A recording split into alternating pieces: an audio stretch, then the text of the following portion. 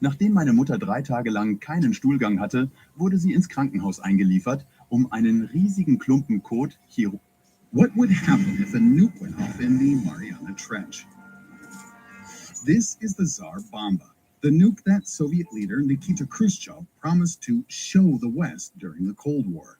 58.6 megatons of sheer, unadulterated power, with a subsequent blast wave that circled the globe 3 times. And this is the Mariana Trench, the deepest crack in the Earth's surface, a canyon almost 7 miles or 11 kilometers deep, up to 3 miles or 5 kilometers wide, and completely filled with water. The Tsar Bomba was dropped from a height of 6.5 miles. That's about 10.5 kilometers, which is almost equal to the depth of the Mariana Trench. Coincidence? I don't think so. So what happens if we drop a nuke into the depths of the Mariana Trench for a good and proper kaboom? All right, so we've decided to blow up the Mariana Trench. Before answering the question, what happens, we have to figure out a method for delivering the bomb to a depth of 7 miles or 11 kilometers. And it's not as simple as you might think. After all, the density of water is 1 gram per cubic centimeter, which means that at these depths, the water pressure will reach 110 megapascals, which is 1,100 times normal atmospheric pressure. For our purposes, this means that a nuclear bomb with the standard outer layer of lead will simply get crushed flat, without detonating, of course. The amusing but lackluster end result would be a giant uranium pancake, 130 feet or 40 meters in diameter, ending up at the bottom of the Mariana Trench. This pancake will emit radiation for centuries, as the half-life of uranium is 2,000 years. But in this scenario, there will be no explosion. The charge won't be compressed to the point of critical mass, and the thermonuclear shell of the bomb will get torn off halfway to the bottom and dissolve in water. So let's say the bomb will be lowered down inside a bathyscaphe. That's a deep-sea submersible designed to withstand high pressure and optionally be remotely controlled. In this case, we're gonna get our bang. And there's actually more than one way for that to happen. 1, if the bomb is detonated at a depth of between 3 to 5 miles, that's 5 to 8 kilometers, the explosion won't be that much different from your typical underwater nuclear test. Oh, except for a tsunami 400 feet or 122 meters high that will appear on the surface of the Pacific Ocean and completely wash away Japan and all of Southeast Asia. Also, half of Australia and the eastern regions of China will see tremendous flooding, and the U.S. Pacific coast, especially San Francisco and Los Angeles, will be besieged with waves up to 250 feet or 76 meters. Other corners of the globe will get their share too, albeit somewhat milder, relatively speaking. Also, the background radiation in the Pacific will rise slightly for a few days before going back to normal. 2, if the bomb is detonated at a depth of between 5 to 7 miles or 8 to 11 kilometers, or at the very bottom, Then we'll have to take into account the fact that the Mariana Depression is located at the boundary between two tectonic plates, the Pacific and the Filipino. If the world's most powerful nuclear device is set off at this spot, the shock wave from the blast, reinforced by the hydrostatic effect, will produce a tremendous downward force precisely at the location of one of the lithospheric weak spots, the junction of tectonic plates. As a result, the plates will start either converging or diverging very quickly, and either option spells trouble for humankind. So, if the bomb explodes at or near the bottom, we're not going to get away with just a really big splash. The energy received at the base will be transferred to the boundaries of the tectonic plates at the speed of sound. Part of that energy will be reflected back up from the bottom of the trench to be liberated at the surface in the form of a colossal ultra super tsunami. Only this time, the tsunami will be just the tip of the proverbial iceberg. Next, we'll see massive magnitude 12 earthquakes occur across the entire ring of fire, which will then give rise to a second installment of mega uber tsunamis even higher than before. We'll next be treated to a gargantuan release of magma back at the area of the explosion. And this will set off a chain of volcanic eruptions to complete the picture, lest these survivors in the highlands assume they've been given a lucky break. This volcanic activity will continue for at least a month, so expect the Earth to be assaulted with seemingly endless acid rain, while the airborne ash will interfere with air travel needed for humanitarian missions, in addition to blocking out much of the light from the sun. To me, that smells an awful lot like nuclear winter, or at the very least, a couple of very cold years. Coupled with the tsunamis, the cold spell may result in globe-spanning catastrophe, with many species, including humans, ending up on the brink of extinction. There's also the possibility that a Tsar Bomba-type explosion at a depth of roughly 1.5 miles or 2.5 kilometers from the bottom of the Mariana Trench could punch a hole in the Earth's crust, sufficient to produce a magma fountain. The fountain would then form a new continent, while also bringing about the same tsunamis and environmental problems previously discussed. In addition, the tremendous impact could push the planet very slightly out of its current orbit. This will either bring us closer to the sun, where we'll thoroughly fry, with dear old Earth turning into something like a second Venus, or on the contrary, the impact might move our orbit further out, where we would descend into a kind of permanent winter. Finally, there's the possibility that so powerful an explosion at the location of a tectonic fault will simply tear the planet itself apart. The fate of humankind in that scenario is easy to see. Fortunately, however, the likelihood of any of the above happening is extremely low. As experience shows, in the end, humans are no fools. Shortly after the successful atmospheric test of the Tsar Bomba in 1963, the nuclear club countries signed in Moscow a treaty banning nuclear weapons tests in the atmosphere, in outer space, or underwater, a safeguard of sorts to prevent future catastrophes.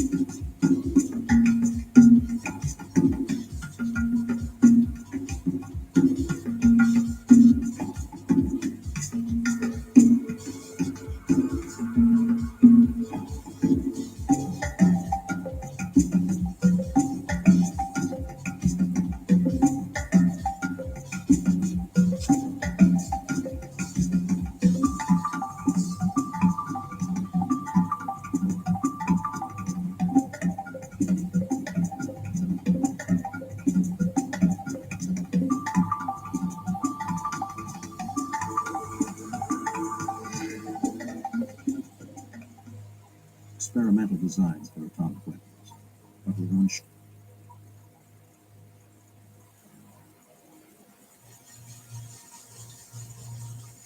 Short of success. A joint task force was created to head out once again to the Pacific and procure the islands at any report, some 200 miles west of Bikini, where crossroads had been staged.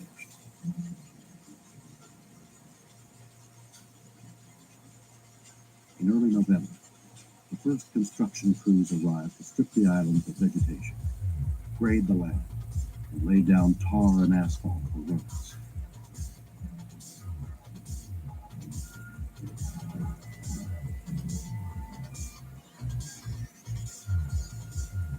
Within 6 months, construction crews erected temporary housing for the many scientists and military personnel required for sandstone. Perched atop 200-foot steel towers, the 3 devices utilized on sandstone employed new technology to double the explosive force of the bomb, using the same amount of plutonium spent over Nagasaki. This technology met Department of Defense requirements for more efficient bombs and increased the ability to stockpile nuclear weapons.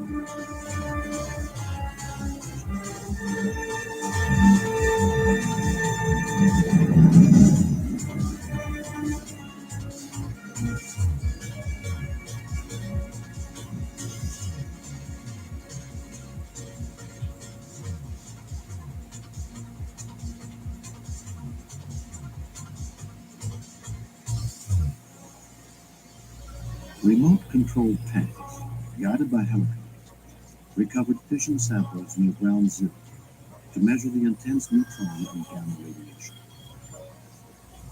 Radiochemical analysis of the polarized core of the sun would yield secrets about the nuclear reaction and help in determining the efficiency of the new bomb designs.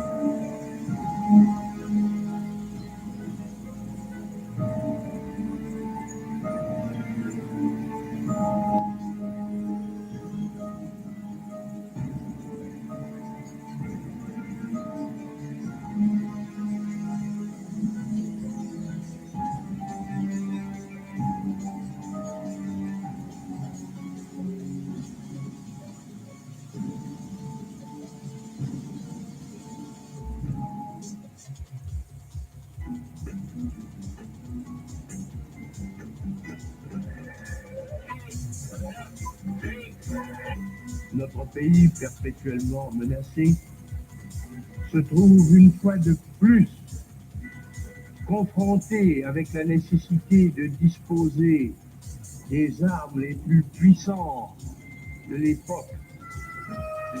Following her defeat in occupation in World War II, France was determined never to suffer the same fate again. She decided to acquire the ultimate weapon. Notre principal devoir, c'est d'être fort et d'être nous-mêmes. The place France chose to develop this atomic bomb was a tiny atoll in the tropical paradise in South Pacific Island, Tahiti. Vive la République! Vive la France!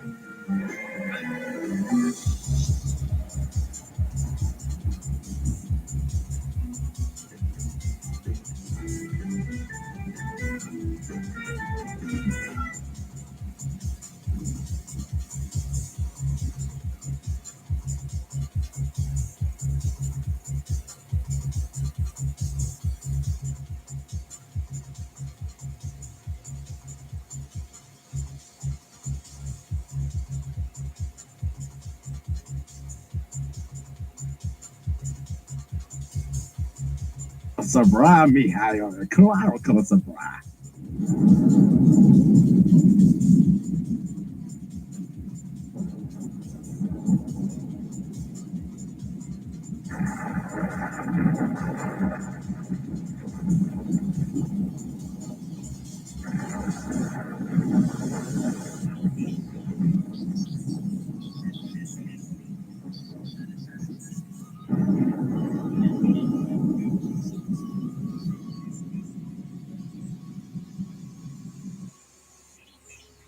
Gesunde Ernährung war noch nie so einfach. Mit den Bio-Fertiggerichten von Löwenanteil. Von über 400.000 Kunden geliebt und täglich gegessen. Hol dir jetzt das Probierpaket mit 24 vollwertigen Mahlzeiten. Für gerade mal 85,89 €. Oder willst du weiter alle paar Wochen stundenlang vorkochen und dich ansonsten von Pizza, Nudeln und Co. ernähren? Löwenanteil macht dir das Leben so einfach. Aufgewärmt in 2 Minuten, super lecker und rundum gesund. Bestell dir jetzt direkt das Probierpaket mit 24 vollwertigen Mahlzeiten in Bioqualität für nur 85,89 €. Über 400.000 Menschen haben sich schon für Löwenanteil entschieden und damit für ein gesünderes, fitteres und entspannteres Leben. So kriegst du 24 vollwertige Mahlzeiten mit Top-Nährwerten frei Haus geliefert. Du wirst alle Sorten lieben. Klick einfach auf den Button um das Video und sicher dir dein Probierpaket. Ab jetzt zahlst du statt 200 € im Monat an deine Liefer-App 85,89 € und ernährst dich dazu noch viel besser.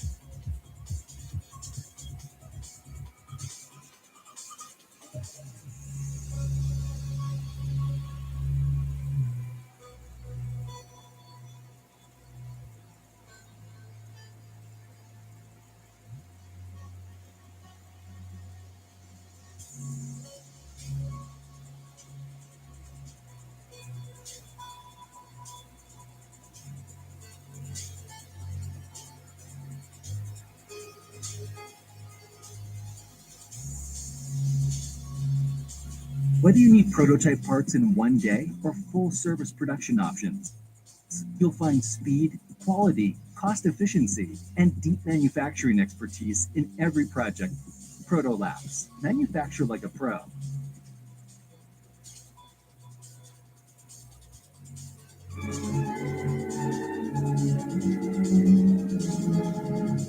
First record of the Dome of Nagasaki, target for atom bomb number 2, is filmed from a super fortress many miles away.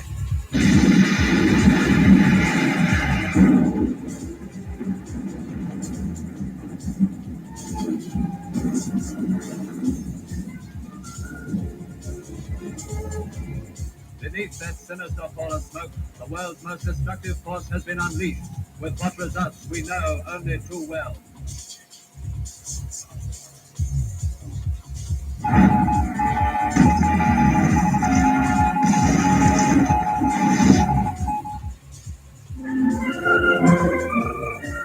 On the 3rd of March 1962, the commander of Joint Task Force 8 was directed by the Joint Chiefs of Staff to begin preparations for the fleet operational test of the Polaris weapon system equipped with a nuclear warhead. This test was to be conducted in coordination with the AEC and CNO during the 1962 nuclear test series in the Pacific. Major General Alfred Starbird was commander of Joint Task Force 8. The Polaris test assignment demanded the finest kind of teamwork to achieve the required results within the short preparation time available. Participants, civilian and military, were drawn from widely dispersed sources, some 6,200 men of varied skills and talents. Yet less than 2 months after the JCS orders were received, the Polaris Fleet Ballistic Missile Submarine Ethan Allen, assigned as the launching ship, was being readied for sea at Charleston, South Carolina. She was fully combat loaded with 16 service Polaris missiles. 4 of these had been modified as a peacetime safety feature of the test by the addition of a tracking beacon and a destruct system. However, these changes in no way modified the combat capability of the missiles or of the submarine.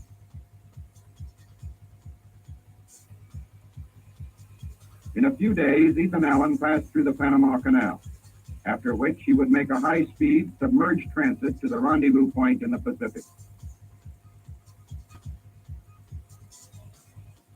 In the meantime, sailing from Long Beach was the carrier Yorktown with Air Group 55 and Destroyer Division 232, Maddox, Rush, Samuel N. Moore, and Preston. From Port Hueneme came Norton Sound. She was to serve as both the flagship of the Polaris Launch Group and as range safety ship. From the submarine base at Pearl Harbor, Madrigal and Carbonero, assigned to stations in the predicted impact area and fitted with special equipment for burst observation and photography. Operational units of the task force already in the Christmas Island area were also readied for the parts they would play.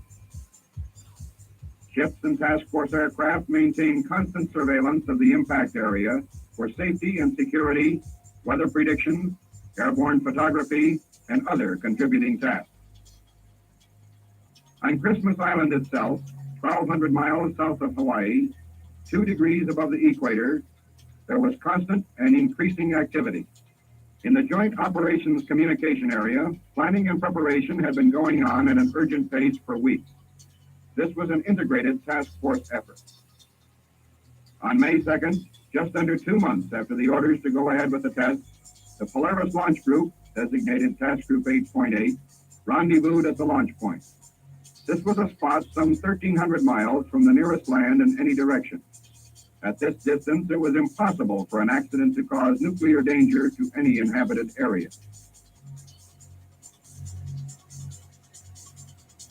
Rear Admiral Mustin, the task group commander, held a series of conferences in the launch area to coordinate final details.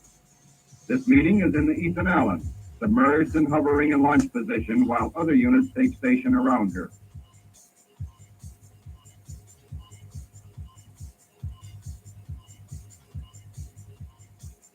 Out of these rehearsals came the final precise timing and coordination required by the special peacetime safety features of this nuclear missile launch.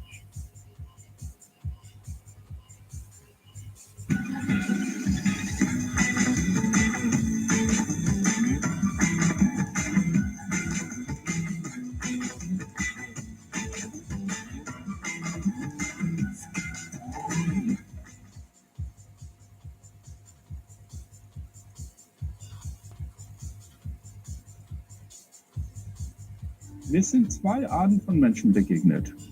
Die einen haben diese innere Gelassenheit und dieses innere Glück gefunden.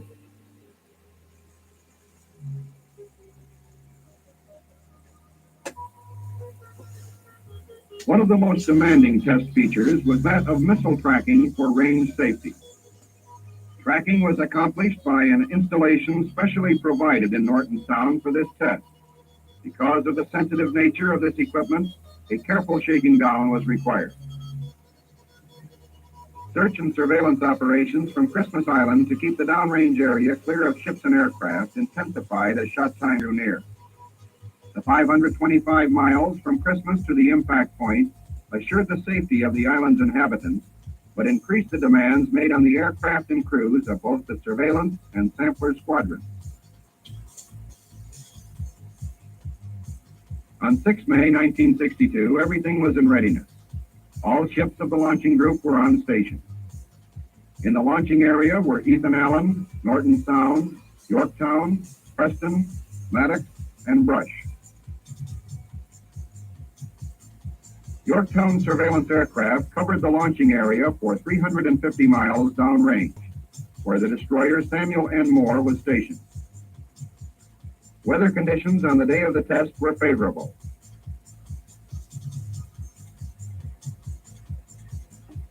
Well in advance of the launch, burst observation and sampler units from Christmas Island were ready and in communication with the launching group. Ethan Allen submerged to firing depth.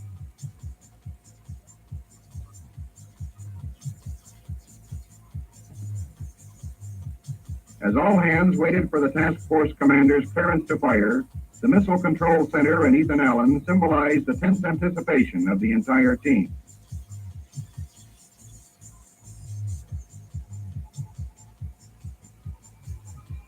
And there it goes, Polaris on the way with a nuclear warhead.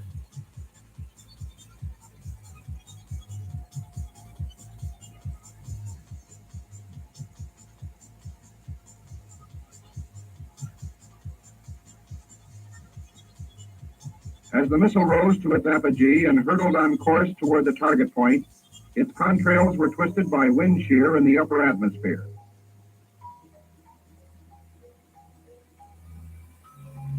Ten 120 miles downrange, Carbonero and Madrigal picked up the countdown as the missile followed its plotted path toward the predicted impact point.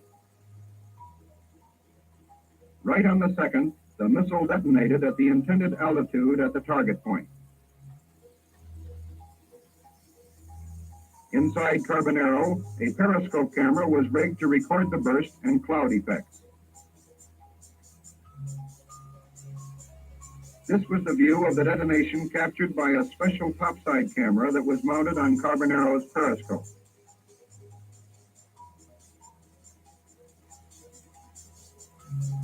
Now here's another view of the cloud that developed. This is a shot through Carbonero's periscope, which had been pre-aligned on the exact point of impact.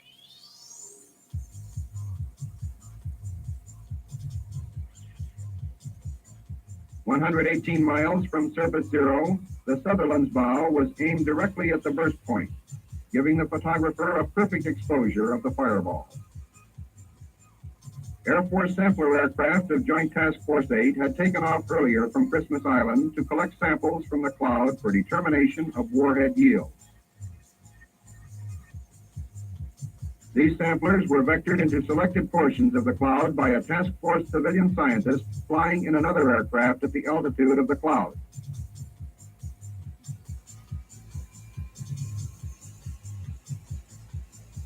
On landing again at Christmas Island, the sampler crews were taken from the planes by waiting RADSAFE officers and were transported immediately to the decontamination center. The particulate and gaseous samples were removed from the aircraft to be flown directly to the laboratories for analysis. The achievement of the sampler squadron was outstanding when it is realized that the aircraft had to be flown 525 miles each way in gathering their vital data. System accuracy was not considered a part of this test because of inadequate knowledge of geodetics in the test area. However, the available data indicated that the Polaris was on target within the established system standard.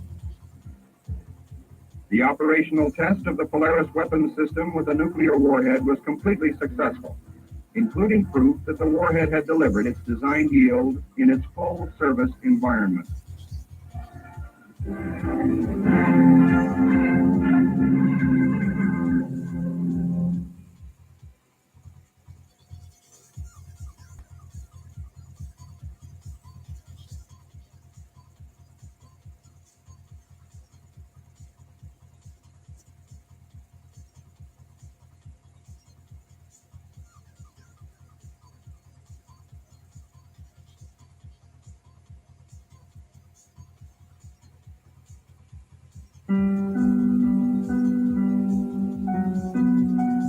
October the 30th, 1961. The Soviets are about to test the biggest bomb the world has ever seen.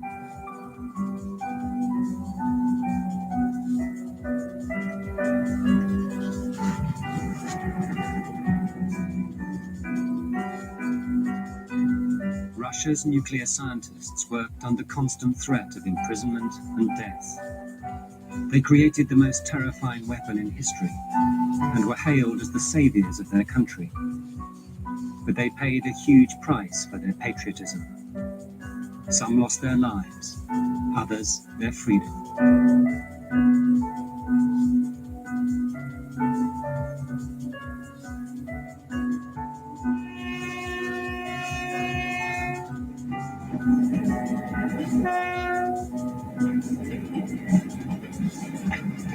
8 hours train ride from Moscow, the track is blocked. Ever since the 1940s, the region beyond has been sealed off from the rest of Russia. Досмотровая группа к осмотру приступить.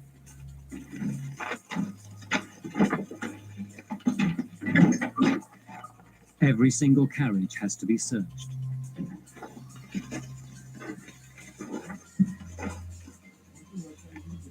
Inside the wire, a city with no name. It appears on no maps.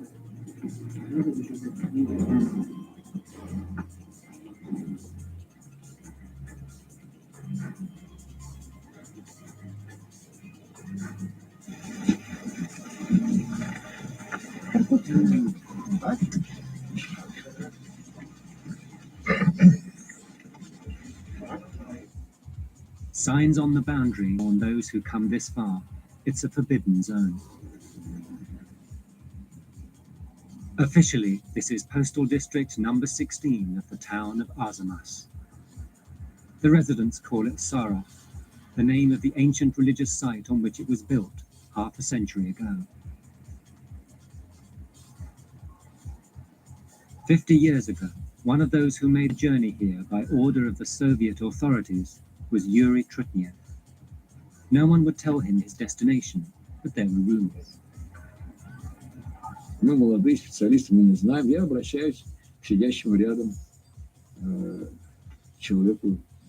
Простите, мы не в Саров летим. Он задрожал, так сказать, и еще мне не ответил.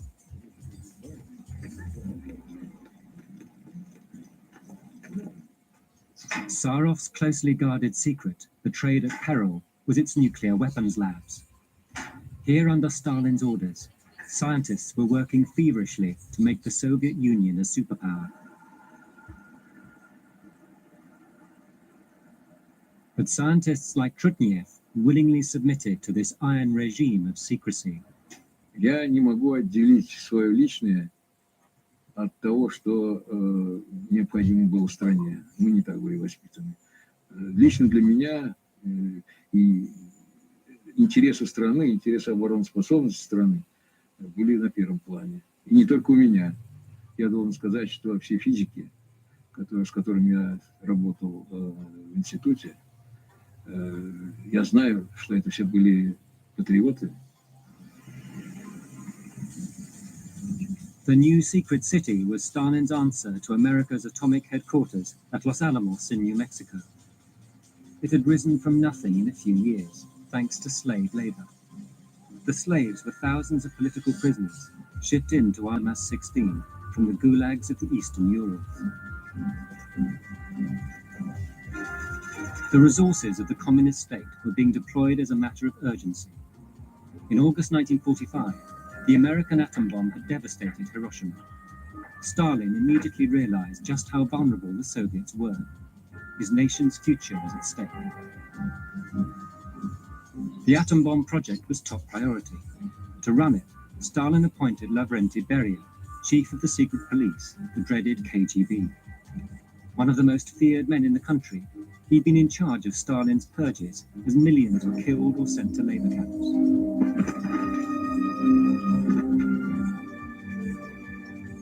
In 1945, Stalin gave Beria an ultimatum: build an atomic bomb in 5 years or suffer the consequences. То, что Сталин во главе советского атомного проекта поставил Берия, это было далеко не случайно. Берия, конечно, личность одиозная, относиться можно по-разному. Но неоспорим тот факт, что Берия был выдающийся организатор. Beria faced a daunting task. Much of Russia lay in ruins after 4 years of bitter warfare. The country was on its knees. The Americans assumed the Soviets wouldn't be able to find the resources needed for full-scale nuclear research. But they'd underestimated the power of the KGB and of Moscow's command economy. То, что государство, которое владеет всеми средствами производства, оно может сконцентрировать все усилия, какие нужны для того, чтобы добиться прорыва на каком-то узком участке. Beria at once ordered the respected physicist Igor Kurchatov to gather together the best brains in the country and build the Soviet Union's first atomic bomb. Beria now had the money and the scientists he wanted. But to meet Stalin's 5-year deadline, he also needed the services of someone working at the heart of the Western nuclear project. His name was Klaus Fuchs. A brilliant German physicist, Fuchs had fled the Nazis and settled in Britain. During the war, he'd been sent to Los Alamos to help build America's atom bomb. Unknown to his superiors, Fuchs was also an ardent communist who'd fed secrets to the KGB while in America. Returning to Britain after the war, Fuchs began work on the atomic project at Harwell.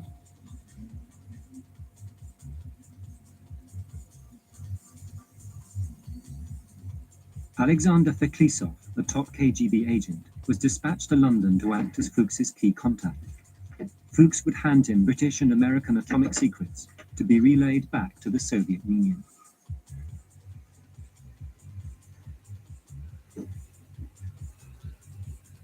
I understood that the task of working with Fuchs was more complicated with any agent I worked before, more important, and I took it to my heart.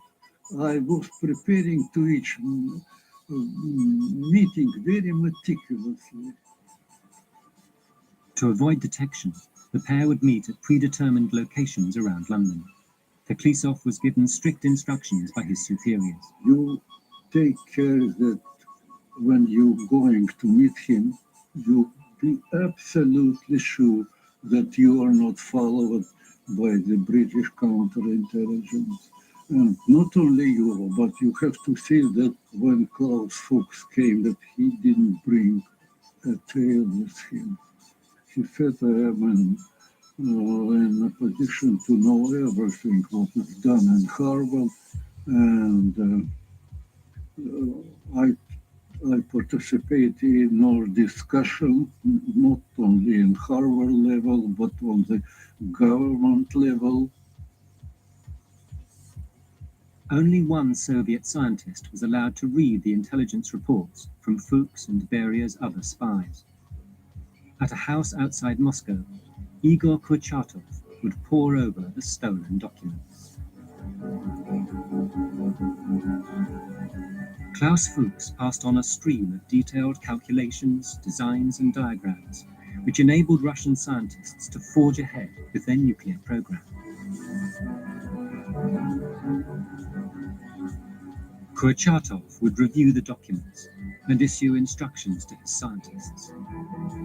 If they hit a problem, he immediately referred it to Beria's KGB network, leading back to Klaus Fuchs at Harvard. One of the greatest obstacles was how to transform uranium into the plutonium the Soviets so badly needed as a fuel for the bomb. Klaus Fuchs gave them the answers. He said, here is the material about the production of plutonium. It will be produced at wind scale. He said, now you have everything to produce atom bomb. He said, but I understand that you and me, we are treading a field full of mines, one wrong step and we will blow up to bits. And I am ready to sacrifice my life.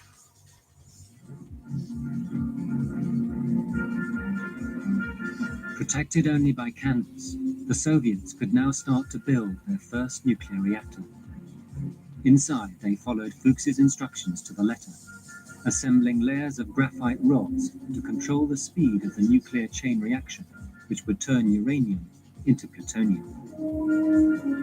The moment of truth was at hand. Failure could mean death at the hands of the KGB.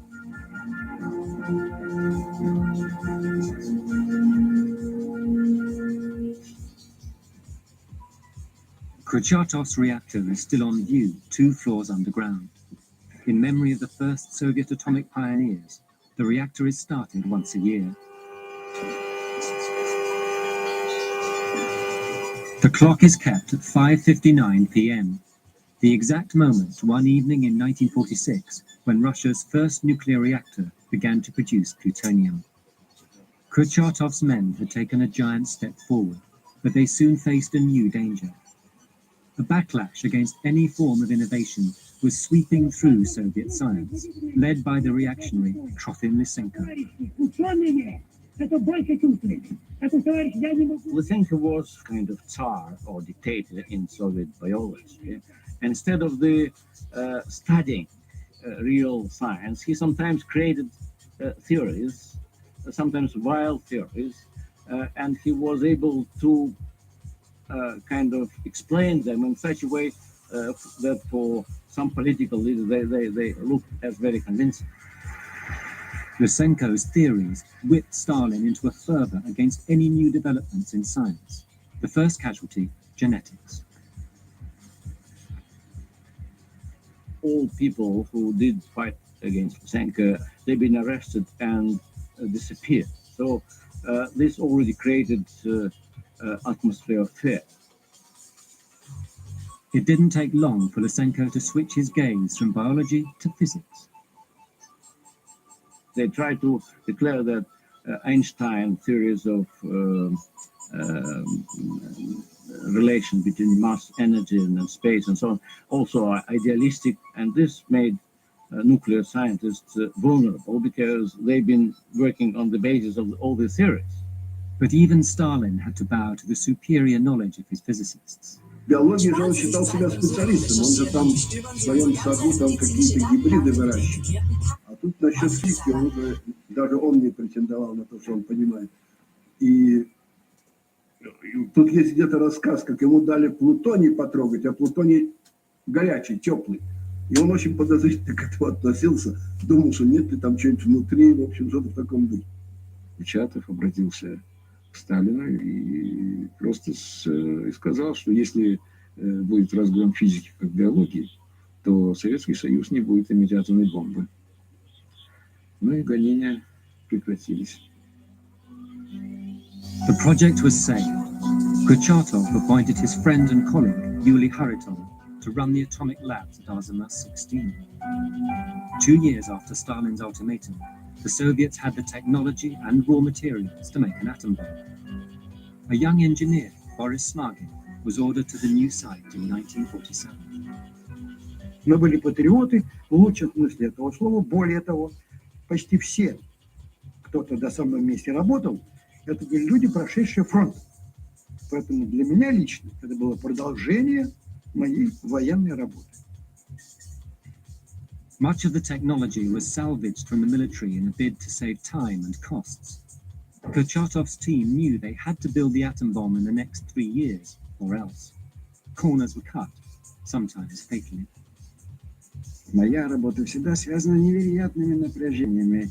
Ну, обязательно что-то в последний момент приходилось решать, чего-то не хватало. То я обычно очень много, мы десятками взрывов делали. То есть очень большое количество. И когда делается большое количество таких опасных работ, то легко ошибиться просто. Ну, просто вот опасность потенциальная существует. Но на самом деле были очень чувствительные капсуля. Вот, то есть достаточно, ну вот заряд, который находится на теле человека, был достаточно, чтобы взять его в руки, он взорвался. И это действительно реально происходило. No cost was too great. In the decades that followed, many of the scientists paid the price of working with untested radioactive materials.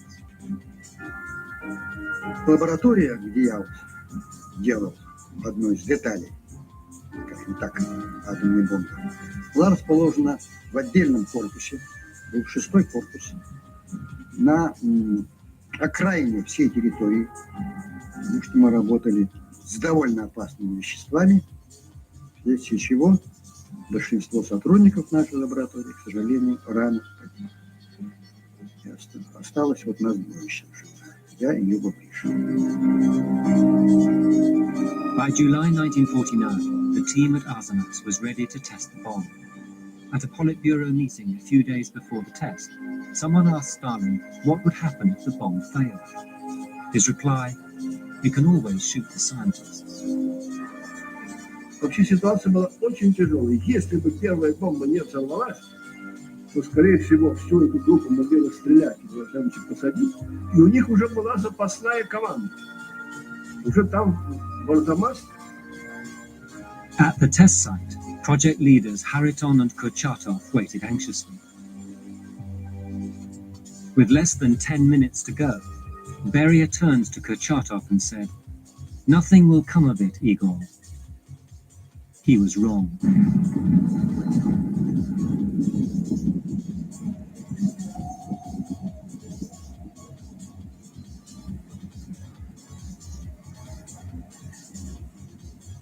Мы сделали экспериментальную вещь и передали его, естественно, для серийного производства.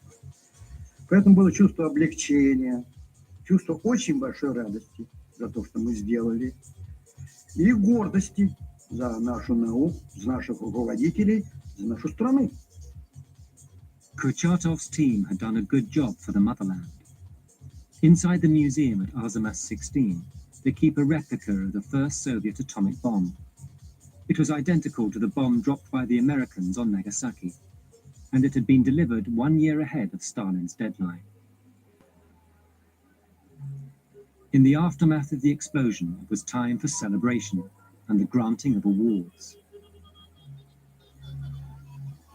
Beria decided that those who would have received maximum prison sentences if the bomb had failed would receive the Order of Lenin. Those who would have been shot would now become heroes of socialist labor, like the project's leaders, Kurchatov and Hariton. News of the Soviet bomb reached the West even before it was announced in the Soviet Union. Announcement that Russia had the atom secret caused state departments all over the world to stir. The American response came from a Hungarian refugee. We must conclude that 10 years from now, Russia will be way ahead of us. I say that this will happen, not unless we do this or that.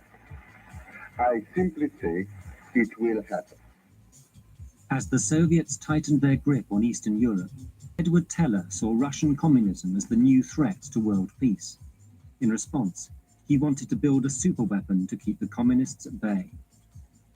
Till now, both sides have relied on fission, splitting plutonium atoms to release energy. Teller's idea was to fuse hydrogen atoms together to make a bomb of unlimited power. Afraid of being left behind, Stalin ordered the KGB to find out about Teller's research into the new weapon. Agent Veklisov asked Fuchs for information.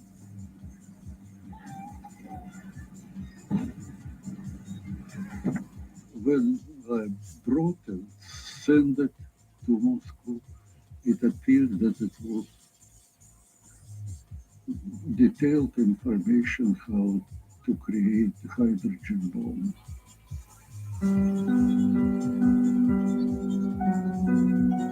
The new information was another KGB coup. But to outstrip the West, the Soviets would also rely on a young physicist of genius. At the time this film was shot, Andrei Sakharov was an unknown physicist. Within months, he was to transform the arms race and become the father of the Soviet H-bomb.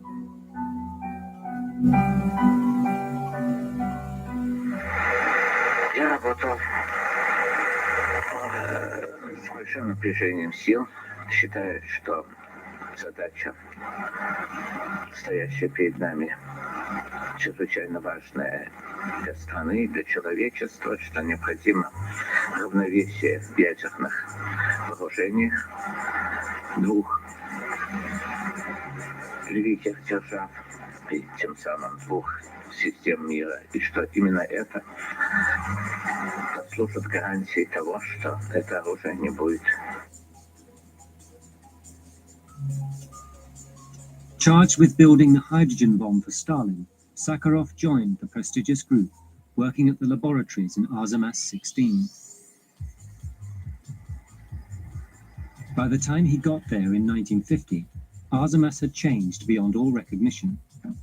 In a few years, the Soviet state had transformed a desolate area into a thriving nuclear city. In propaganda films, life inside the atomic cities was portrayed as a happy collective. The nuclear scientists were some of its most respected residents. One of the privileges enjoyed by Sakharov and his team was something other Soviets could only dream of. They were allowed to read Western journals. И это был такой единственный западный, так сказать, журнал контрастный по отношению к нашей печати, где у нас все, так сказать, официально, где все, так сказать, идеологизировано. Работаем на атомной бомбе, и, так сказать, нам говорят, вот мы делаем это на службе своего правительства. А американские ученые вроде не просто были на службе своего правительства, они высказывали свое мнение, что вот это следует делать, это не следует. Были споры между ними, которые выплескивались на вот, странице этого журнала. Это производило очень сильное впечатление и толкало на размышления о том, что...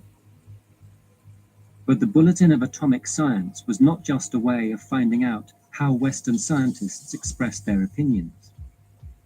В них не публиковались только самые секретные, непосредственно примыкающие к ядерному оружию вопросы. Остальные, так сказать, публиковались. Мы могли, так сказать, пользуясь этим вот фундаментом, работать, развивать науку и прилагать вот к делу создания атомной бомбы и водородной бомбы. Because of Berier's insistence on secrecy, Sakharov's team were unaware they were already working with top-secret reports on America's H-bomb fed to them by Fuchs. Also unknown to them, Teller's early work was flawed. They struggled to make it work. Then came Sakharov's breakthrough. Instead of placing the hydrogen inside a tube like the Americans, he decided to layer it, just as in the Russian pastry cake, the sloika. Это была очень красивая идея, которая, значит, была принята абсолютно всеми, как очень красивая, как новые, все были, это было даже понято руководителями проекта и Берия, так сказать, когда это доложили, что это некоторый совершенно другой путь решения проблемы создания водородной бомбы, который означал некоторый выход из тупика. For the first time, they devised an original, entirely Soviet design. But on the other side of the Iron Curtain, an event was taking place which would intensify the nuclear arms race as never before. On January the 27th, 1950, the mid-morning train left Oxford. On board was Klaus Fuchs. Waiting to meet him at Paddington Station was a police inspector.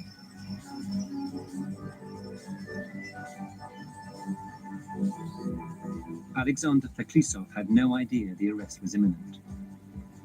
I've decided to walk to the Soviet embassy at Kensington Palace Garden, and I came to the newspaper stand and I see Fuchs is arrested. I continued my walking very quietly. I was very sorry because we achieved it already, that he gave everything. He gave atom bomb, secret hydrogen bomb. The channel of nuclear secrets from Harwell to Arzamas was suddenly closed, and now the West knew Fuchs had been betraying them for the best part of a decade. Клаус Фукс – гениальный ученый. И вклад его самый значительный из всех агентов, которые в этом направлении работали. Это бесспорно. То, что без него бы решили эту проблему, это тоже однозначно. Просто потребовалось бы много времени и сил. The news rocked America. President Truman ordered work to start immediately on the hydrogen bomb. Further realistic comment is added by General Leslie R. Grove, who was the wartime chief of America's huge atomic energy program. We must maintain our lead in the atomic field. We must not ignore the hydrogen bomb. The race with the Soviet Union was on. By 1952, 2 years after getting Truman's go-ahead, the Americans had solved the problems with their early designs and were ready for a test. Their first hydrogen bomb looked less like a weapon than a large shed. It weighed 65 tons. The test in the Pacific vaporized the whole island. It was the biggest man-made explosion in history, 1,000 times more powerful than the Hiroshima bomb.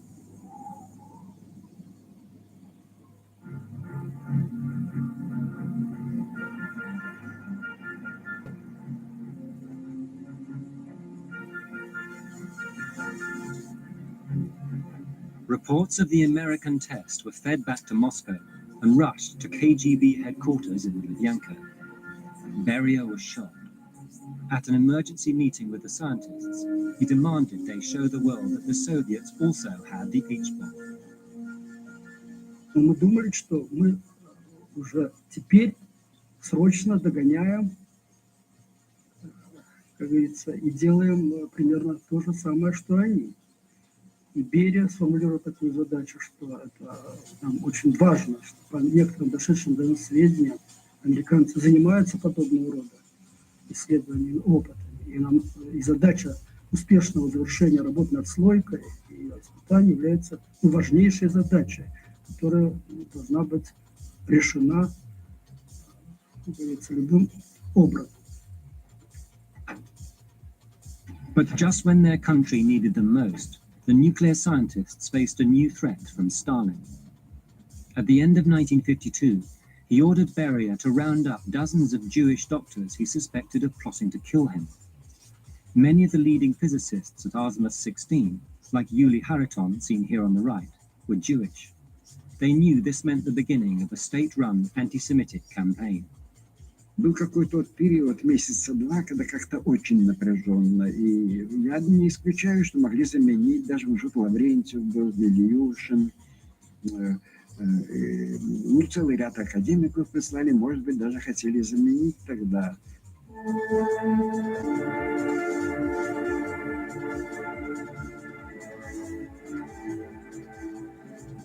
But fate would intervene.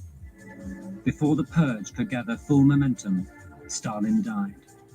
The country plunged into a state of mourning. Nikita Khrushchev soon emerged as the new leader. The scientists could relax and move ahead with the test of their first H-bomb.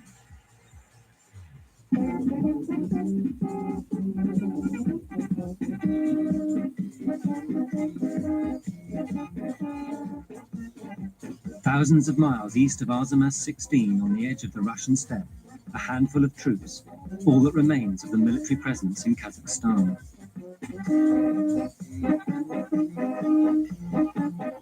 Named in honor of the leader of the Soviet nuclear project, the town of Kurchatov borders the largest Russian nuclear test site.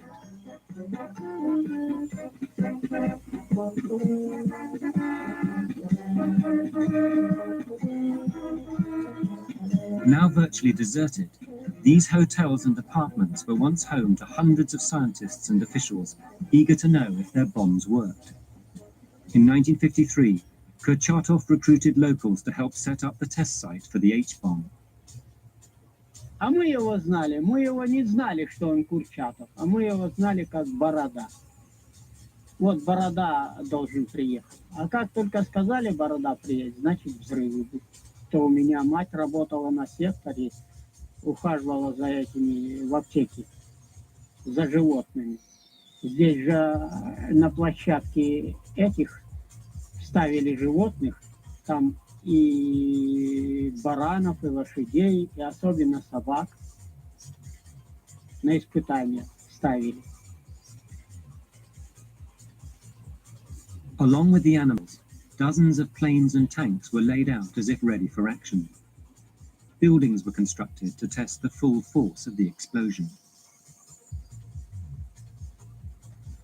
The Soviet military, as well as the scientists, were keen to study the new superweapon.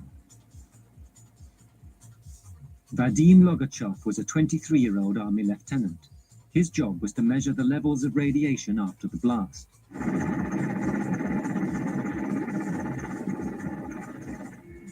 Today, he's returning to the site for the first time in 45 years.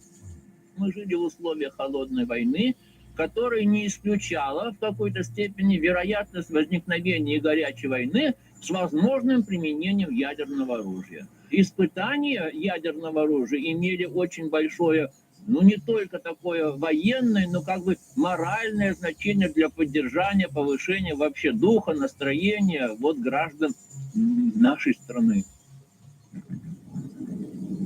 Потом уже как-то обнимали друг друга, поздравляли, и потом быстро перебирали в своей памяти, что же нужно делать. Потому что нужно ехать на поле, делать-то нужно быстро, потому что эта работа велась в условиях радиоактивного загрязнения, довольно высокие уровни радиации.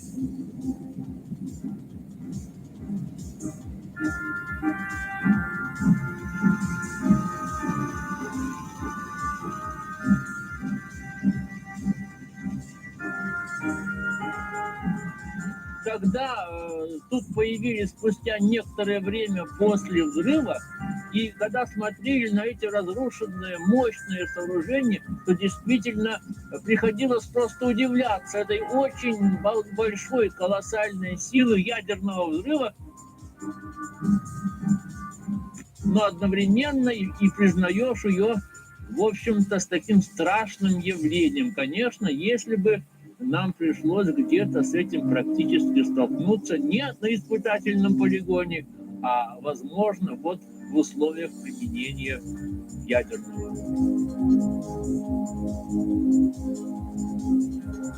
Unlike the Americans, the Soviet scientists had made a weapon so small it could be dropped from a plane. This was the world's first deliverable hydrogen bomb. Sakharov was 32 years old. I regarded myself as a soldier in this new scientific war. I had no doubts. Оперативный дежурный капитан Сергеев слушает. Есть. Anticipating a new era of nuclear warfare, the Soviet government began to prepare its people. Воздушная тревога. Говорит штаб гражданской обороны. Воздушная тревога. But to keep up with the Americans, the Soviet Union needed bigger, more powerful weapons. Sakharov suddenly abandoned the Sloika in favor of another new design, one he hoped would create a bomb of unlimited power. В первом водородном заряде в шлойке сжатие термоядерного заряда самой шлойки производилось взрывчаткой. Для того, чтобы получить большую мощность, нужно было либо увеличивать размеры, либо больше взрывчатки использовать. Конструкция становилась совершенно не такой нерентабельной. Надо было найти был источник энергии, который позволил бы взрывать. И вот, естественно, появилась мысль об использовании энергии ядерного взрыва обычного для обжатия термоядерного заряда вместо взрывчатки. As the scientists traveled to the test site in Kazakhstan, tension was high. Their new hydrogen bomb worked in theory. Now they'd see if Sakharov's gamble had really paid off. Перед испытаниями в памяти перебираешь, почему может быть плохо и в чем может быть дело. В общем, беспокойство за судьбу испытания.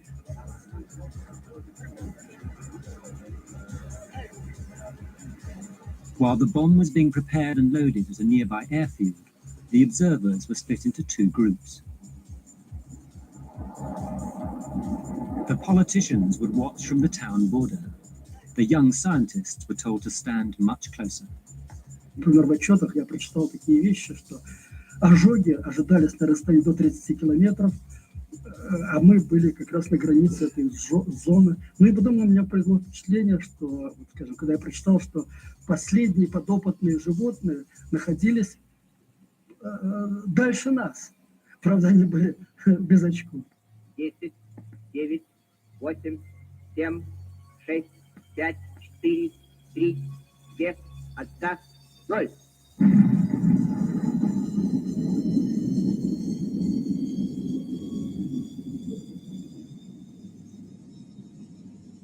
Первое ощущение нестерпимого жара, как будто бы вы на несколько секунд поместили лицо в открытую печь.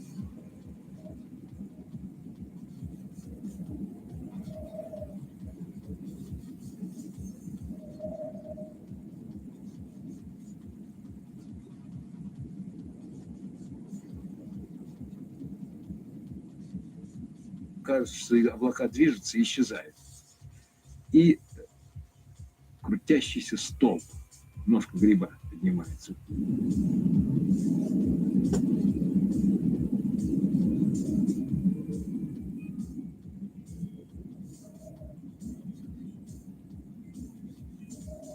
Мы вскочили, но нас уронило еще один или даже два раза, я сейчас не могу точно вспомнить, отраженными ударными волнами, которые были настолько сильны, что, значит, были способны уронить человека.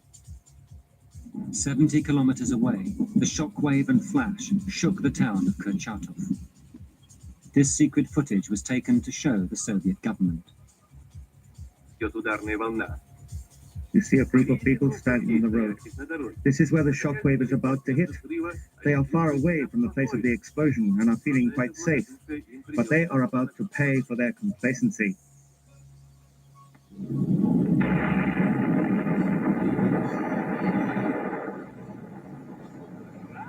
You stood up too soon, my friends. Now you are going to have to lie on the ground once more. Мы все вскочили с криками «Ура!». Сзади меня бьет Давиденко. Физик говорит: ну, молодцы, теоретики, молодцы, теоретики. Поступила команда ехать. Мы поехали в городок, значит, нас сопровождала эта черная туча все время. Помню, что по капле дождя из нее покапали. Было ощущение, что, может быть, это что-то городоактивно. Когда мы въехали в городок, то там были выбиты стекла, значит, двери были тоже, в общем, вылетели. То есть как действительно при настоящей бомбардировке.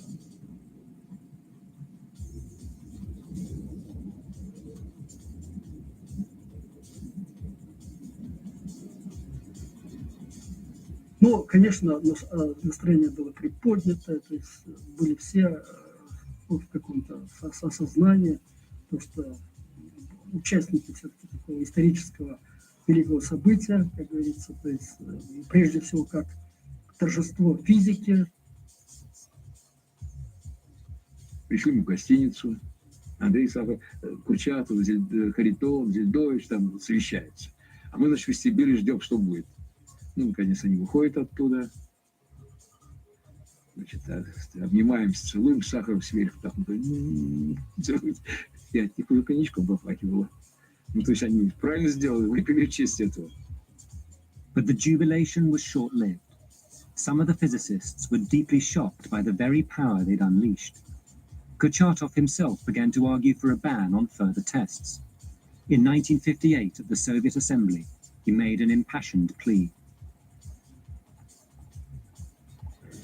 Я выступаю на этой сессии от имени советских ученых, в том числе и от ученых, занимающихся вопросами атомной энергии. Kurchatov implored the scientists of the world not to use nuclear energy as a weapon of destruction. For Sakharov, this was also a turning point. He calculated that for every megaton of explosive, 10,000 people would suffer the fallout. The H-bombs he was designing were 3 times bigger than that. We had created a terrible weapon, the most terrible weapon in human history. But over the next few years, his concerns were ignored. In 1961, Khrushchev ordered him to create the biggest bomb he possibly could. On his return to Artemis 16, Sakharov gathered his team together. Один из присутствовавших наших коллег на этом совещании невольно, как-то спонтанно спросил: Андрей Дмитриевич, а зачем нужно такое людоедское оружие? Андрей Дмитриевич, мягко улыбаясь, как-то виновато ответил. Никита Сергеевич сказал: пусть эта бомба висит над капиталистами, как дамоклов меч. Это, с одной стороны, покажет возможности нашего принципа, который мы заложили в 53-м, 55-м, 58-м году. А с другой стороны, это будет до известной степени предупреждение миру, куда может привести гонка вооружения.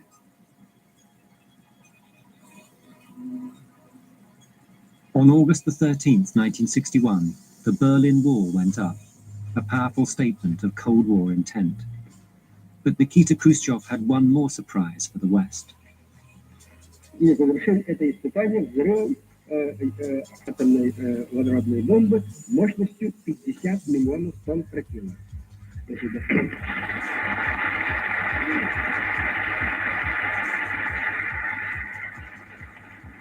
Мы говорили, что мы имеем бомбу 100 миллионов. Это верно, значит, я подтверждаю. Но 100-миллионную бомбу мы взрывать не будем, потому что если мы эту бомбу взорвем где-то туда, куда она предназначается, то мы можем и себе окна побить.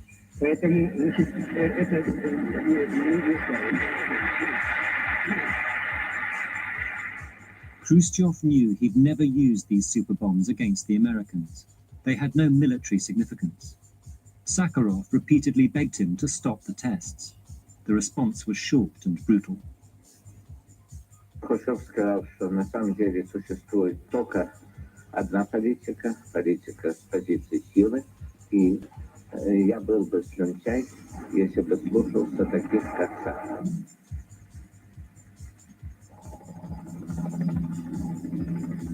Then in 1962, the Soviet military decided to test two similar superbombs. In the desolate wastes of the Arctic, preparations were underway. The giant bomb was assembled in a workshop on top of a platform car. A few days later, the platform was coupled to a train to take the bomb to the airfield. As the generals gathered for the test, Sakharov frantically tried to stop it. He told Khrushchev that exploding a second bomb was not only unnecessary, it would be murder. Hours later, Sakharov discovered the first bomb was already airborne. Afraid he might get the test stopped, the military had speeded up the schedule. It was the ultimate defeat for me. A terrible crime was about to happen, and I could do nothing to stop it.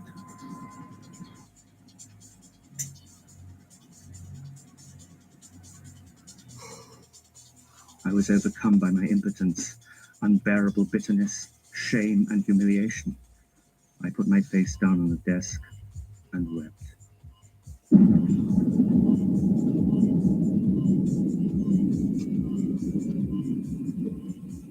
Sakharov had been defeated by men who'd grown more powerful thanks to the weapon he had created.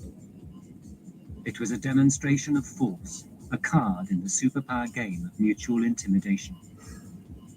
Гонка, которая развернулась между Советским Союзом и Соединенных Штатами Америки в этой области, она уже тогда казалась чрезвычайно опасной, и что рано или поздно может просто получиться неожиданная даже катастрофа.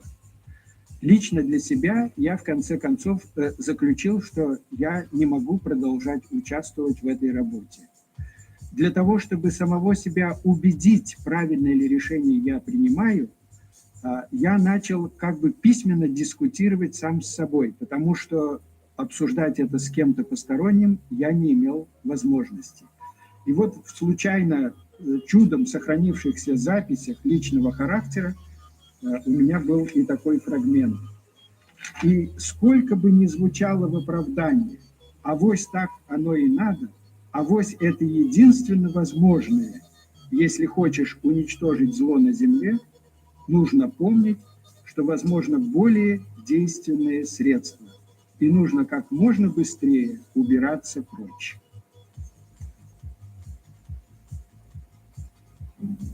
For Sakharov, too, it was time to leave Arzamas.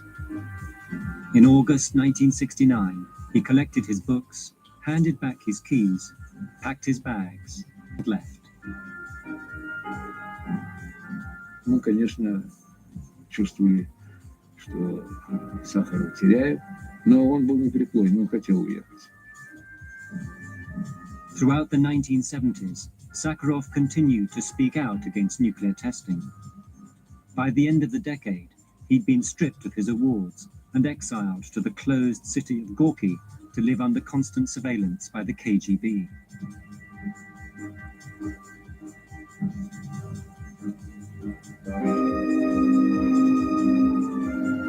On December the 23rd, 1986, Sakharov was finally allowed back to Moscow. Начну нормальную жизнь научного работника. But Sakharov had never been a normal scientist. A sick man, he now devoted his remaining few years to the democratic cause. Many of his colleagues saw things differently. To this day, some of them still live and work inside the closed city of Arzamas 16. Ощущение спасения России за счет работ тех лет сейчас единственное, что удерживает Россию от того, чтобы ее окончательно разодрали, это наличие ядерного оружия. East and West have long since agreed to end all nuclear testing. But in Stalin's atomic city, nuclear patriotism lives on.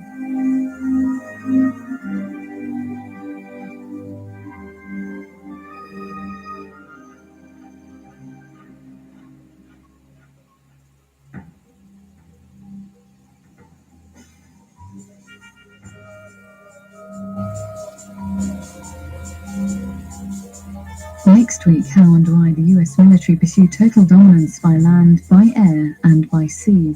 Science at War at 9:25.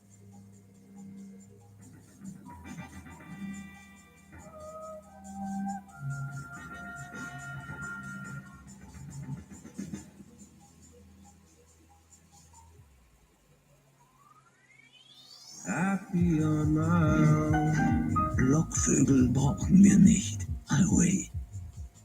Whether you need prototype parts in one day or full service production options, you'll find speed, quality, cost efficiency, and deep manufacturing expertise in every project.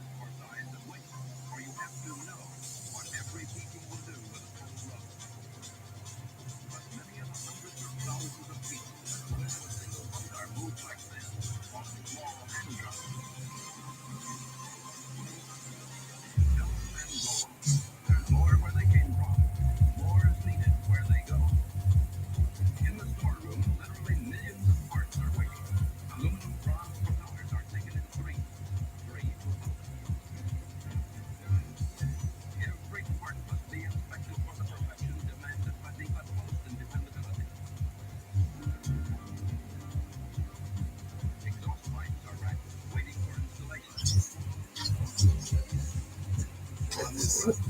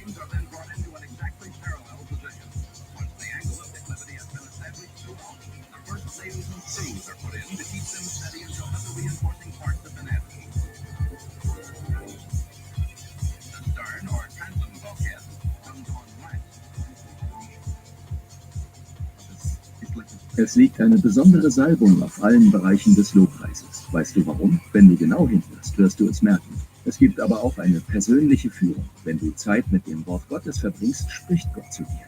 Vielleicht machst du gerade eine schwierige Phase in deiner Ehe durch. Vielleicht hast du Probleme mit einem Teenager. Doch wenn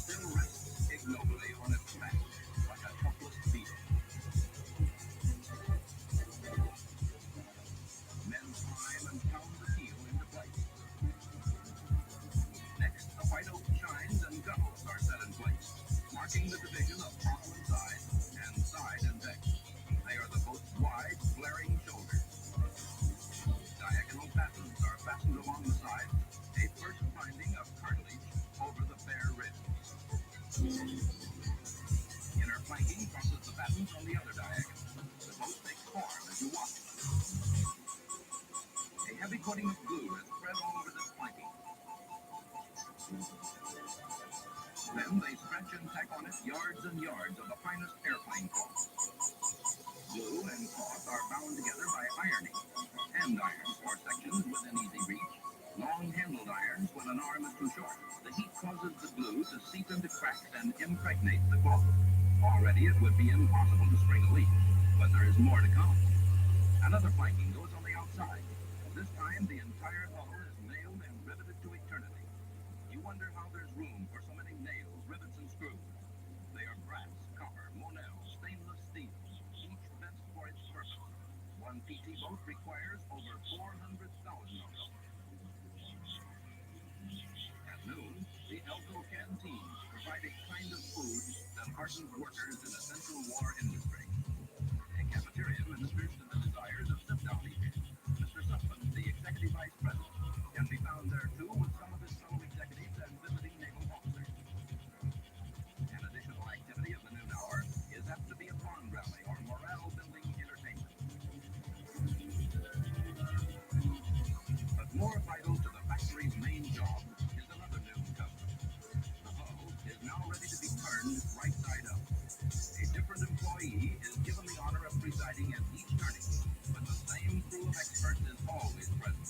They chose the noon hour so that workers on the hull would not be delayed during the operation. The hull now weighs 12 tons, a weight that must be handled cautiously despite the toughness that has been built into it. It lifts and turns inch by inch. This is the first of many times a PT boat will take to the air. Another will be at the launching, and then still later when lifted aboard a ship to be transported oceans away. But most frequently, it will be when under its own power, leaping the waves. The hull sinks slowly into the steel cradle on wheels. This will be its resting place for the remainder of the trip, the length of the assembly room floor. It will roll out the big door and onto another building for additional fittings, and finally, it will go out to the launching crane and slip away, waterborne, from infancy into its own element. Soon the workers, back from lunch, are busy again, inside, topside, and outside.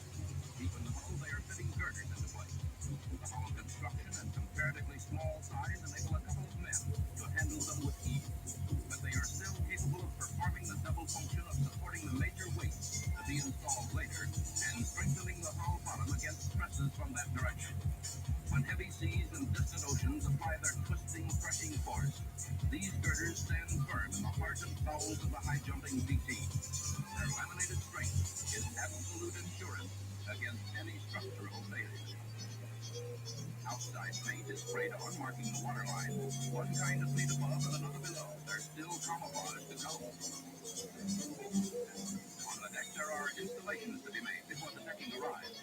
Metal strengthening straps distribute the stresses and strains of the torpedo tube installation. Torpedo and tube weighing close to 2 tons on the plunging PT must be anchored deep in the boat's structure.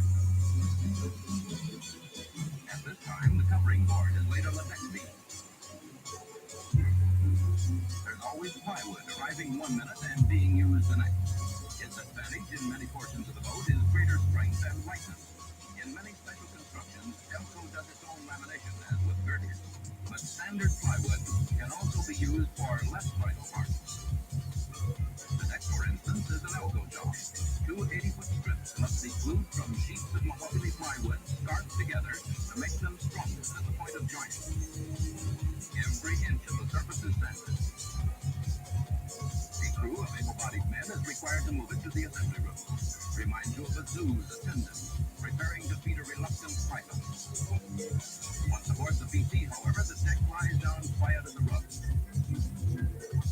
Dieser ergonomische Bürostuhl von Ofinto erspart dir den verspannten Nacken nach dem Arbeiten und kostet nur 299 Franken. Beim Ergo zahlst du also definitiv nicht zu viel, bekommst aber trotzdem genau den Premium Sitzkomfort, den du im Alltag willst. Du kannst individuell alles anpassen. Die Rückenstütze, die Sitzhöhe, die Sitztiefe, die Armlehnen und vieles mehr. Kurz gesagt, der Ergo passt sich zu 100% an dich und deine Bewegung an, sodass du dich den ganzen Tag bequem konzentrieren kannst und deinen Rücken schonst, ohne dein Budget zu sprengen. Also, hol dir jetzt deinen ergonomischen Bürostuhl von Ofinto. Tausende Kunden konnten den Ergo bereits testen und sind absolut überzeugt. Das Design, der Sitzkomfort, bei diesem Bürostuhl passt einfach alles zu den Anforderungen eines modernen Arbeitsplatzes. Damit du dich davon aber auch selbst überzeugen kannst, bekommst du bei Ofinto ein 100-tägiges Rückgaberecht und 7 Jahre Garantie. So ist dein Kauf komplett risikofrei und du kannst endlich angenehmer arbeiten. Für nur 299 Franken kannst du mit dem Ergo Rückenschmerzen reduzieren, bequemer sitzen und langfristig deine Haltung verbessern.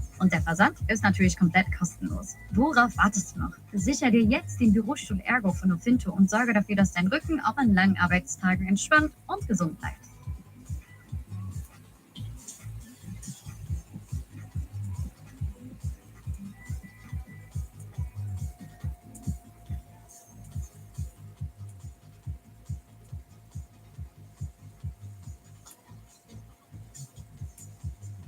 Eine weitere Hockeywoche liegt hinter uns. Und was für dich? Der ZSC schlägt im Champions League Halbfinale Hinspiel Genf mit 6:1 und steht mit EMG schon im Finale. Im Kanton Bern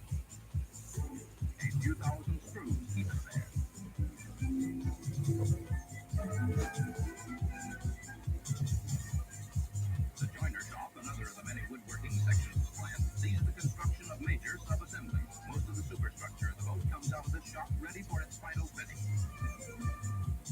A cabin trunk is being put together. Whether in the endless cold wind of the Aleutians or the sudden tropic storms of the South Pacific, it must be snug. And snug it is. No leaks, no holes, no errors. The chart house is also constructed here. Soon it will be moved to a flat-top PT on the assembly floor. The sheets of veneer around the machine gun turret are protection against wind and waves. Bullets are another question, but they have to catch you first. A PT is as hard to hit as its fast-moving wooden sister of the air, a mosquito bomber. The installation of turrets and deckhouses is delicate work. The clearances have to be like those of a piston in the cylinder. That's where the woodworkers of the joiner shop and those who brought the hull and deck openings to precise measurements join in Elco teamwork. Wood fibers from opposite ends of the earth have been shaped to a strange transfiguration in an American factory.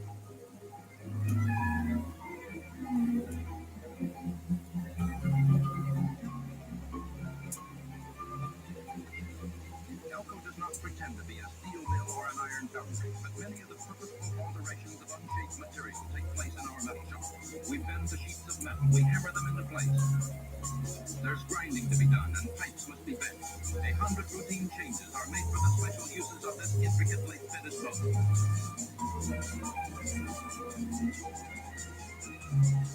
There's also welding, not up to the massive fusions of a Brooklyn Navy Yard, but enough to make strike the part hold tight come hell exploding shell or high water.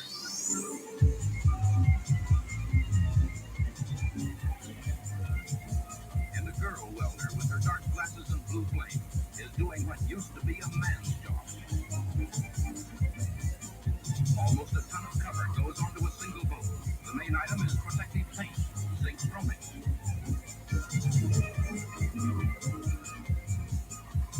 At one side of the vast $1 million war-constructed assembly room is the machine shop. Here, rough castings are ground, machined, polished, threaded and shaped to precision measurement.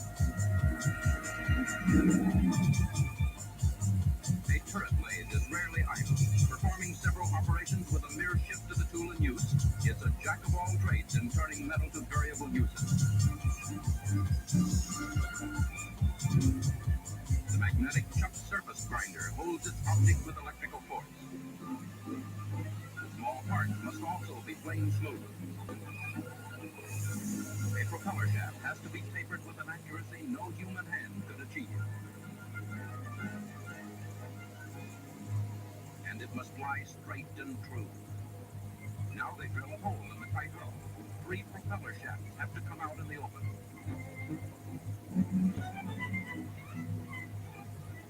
And struts must be attached to keep the whirling shafts secure as they whip up a monstrous weight that will spring together, dash high, and boil away behind. A PT's nervous system, the electrical wiring, connects engine room, chart house, day room, galley, and torpedoes to a central board. These assemblies are wired in advance and installed when complete. The Packard Marine engine is hauled out of the crate. As you might suspect, looking at its small size in relation to great power, there is aviation as well as marine history behind it. A distant ancestor was the Liberty motor of World War I. More recent forebears were power plants of the Miss America racing boat. On a basis of pound per unit of horsepower, it compares favorably with the great airplane engines currently in use. It's built for maximum power, minimum weight, and bulldog endurance, exactly like each tough fighter boat that houses 3 of them. Brought to the assembly floor on dollies, they are carefully installed in a PT engine room. There's just enough room for them to line up.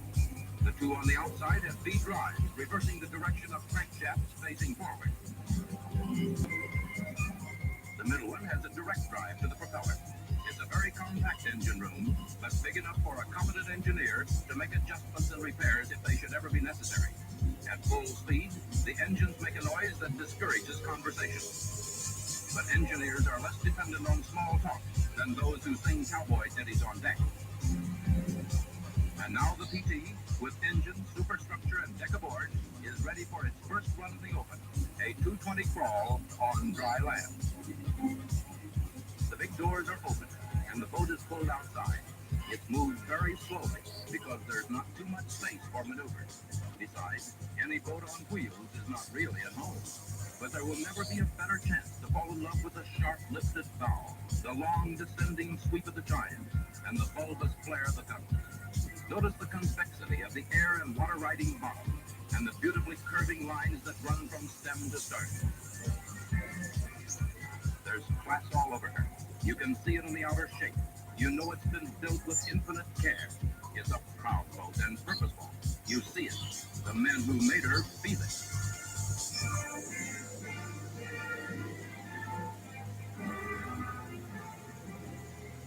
In the number 16 building, smaller pieces are added. Propellers are put in place, screwed up exactly to avoid vibration. 3 rudders, generating plant, batteries, and wiring are installed. The ventilating system is completed. Firefighting equipment is put aboard. Preparations for placing armament are made. And don't forget those gas tanks. Powerful engines need plenty of gasoline. The 3 big tanks of a PT are carried amidship onto the day room. The fact that a PT in action rides on top of the water exposes the tanks to enemy gunfire despite their position in the build. This leads to another parallel with airplanes. The tanks are self-sealing, so that a bullet passing through is only another hole without a leak.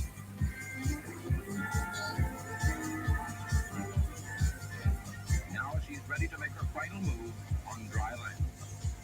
As one boat comes out of the 16 building on the way to the water, another takes its place. At top production, no space can be left idle. They pass each other at the doors, The momentary indignity of backing into the launching crane is soon past. Days and nights of glory are in the offing.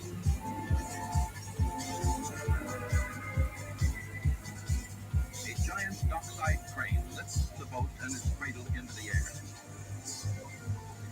Powerful machinery tightens under the dead weight of tons.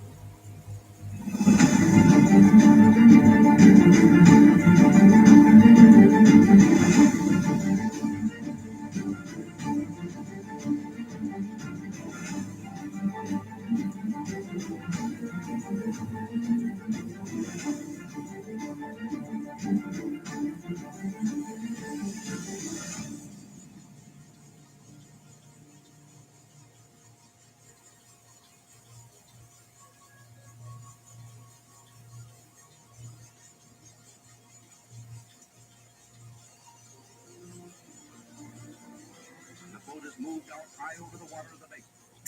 Gradually it's lowered until at long last the boat floats free of the deep sunk 11.5-ton cradle. A creature born for the water has come into her own element. She rests there, passive, at home, but not yet ready to live.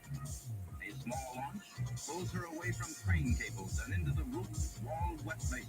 The still powerless PT moves quietly behind. Final fittings are made in the wet basin. Guardrails that prevent a gun from shooting away its own deckhouse or mast are put in place. Guns are installed here, and so is other equipment too secret to be mentioned. Guns forward, aft, in the turret, they sprawl all over, and each must be installed with ultimate precision. For these are no toys, no games, no playthings. They are literally a matter of life and death. And how does she take all this new equipment? Will she carry it lightly? Will she ride high, fast, and handsome as ever? These are questions that must be answered without any lingering doubt.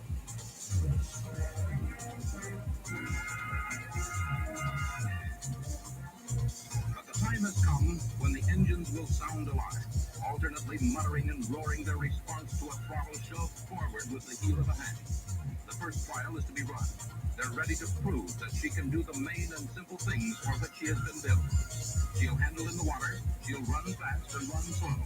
But first she moves out slowly, leaving the wet basin. First, she's brought to the main basin. The engines are started up for duck trial. After an hour, they're ready. Instruments and triplicates show their delivery. The engineer throws his levers, meshing forward to the propellers. And the shaft turns slowly. This, the builder's first trial run, is one of many. When the builder has been fully satisfied, the Navy will take charge and try it all over again. Newark Bay sees the new boats come out week after week. At first they crawl through waterways too crowded for racing speed.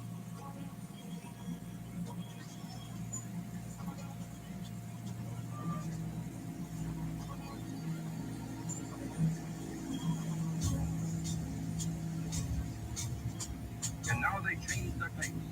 They slide easily under the high arch of the Bayonne Bridge.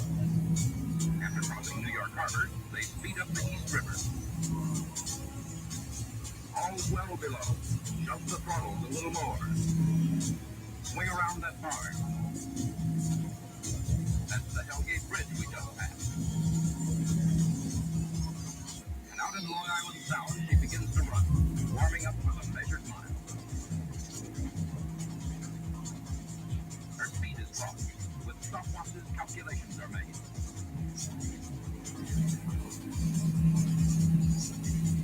And always the telltale instrument pass. Managing constructor Erwin Chase comes along to see his blueprints in action.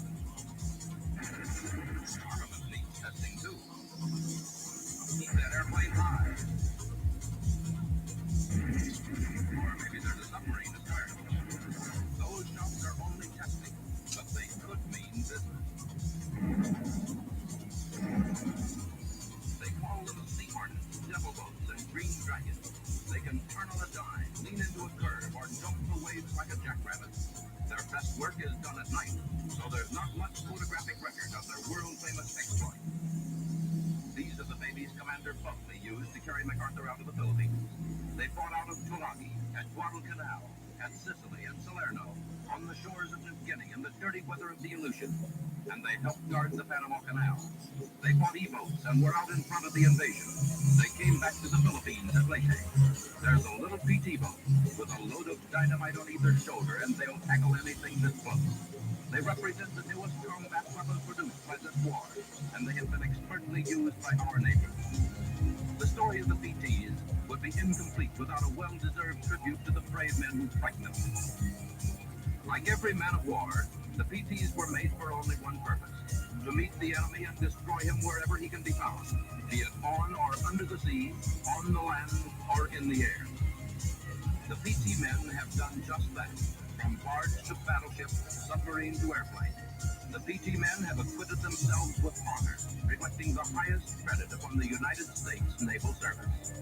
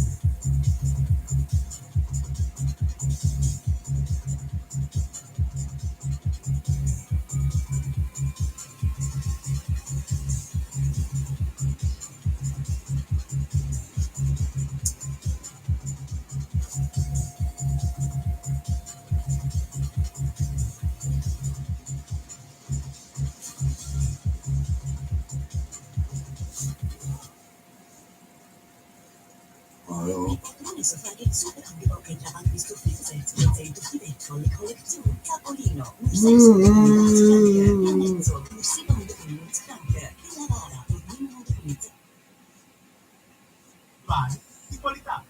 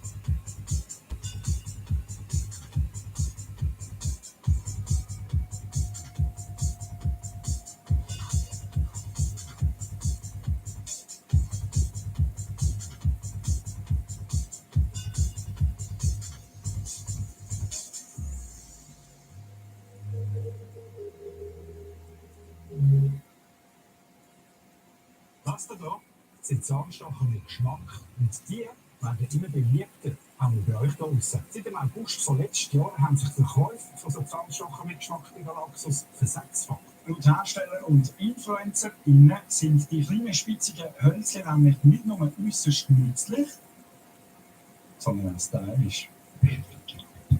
Sie werden unter anderem damit beworben, dass sie dabei helfen können, wenn du aufhören rauchen oder vapen. Sind Zahnstocher mit Geschmack wirklich ein Thing? Ich habe es ausprobiert.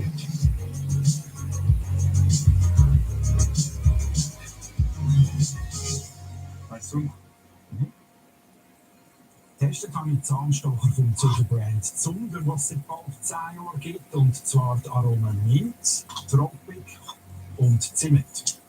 Die haben auch noch mehr Geschmäcker, zum Beispiel Beere, Äpfel oder das Menthol. Ich für mich habe auf jeden Fall sehr schnell meinen Favorit gefunden.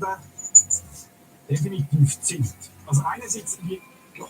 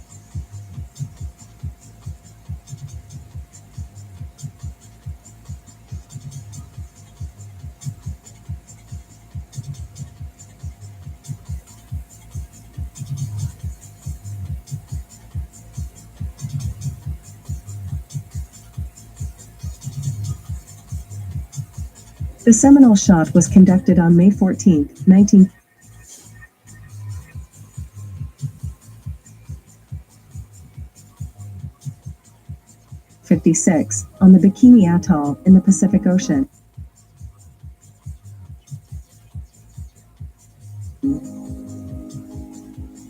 It involved the detonation of a 13-kiloton nuclear device that was placed at the bottom of a 27-foot deep, 43-foot wide water tank.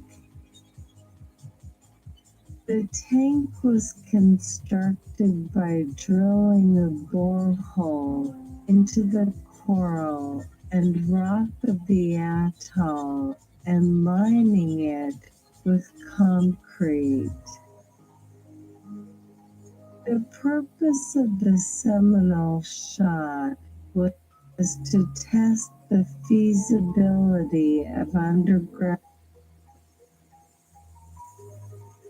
nuclear explosions and to gather data on the effects of such explosions on military structures and equipment. The device was designed to simulate a nuclear explosion that would take place underground, where the detonation would be contained by the surrounding rock and soil. When the device was detonated, it created a powerful shock wave that traveled through the water and into the surrounding rock and soil. The shock wave caused the water in the tank to surge upward, creating a dome-shaped cavity that collapsed inward and formed a crater.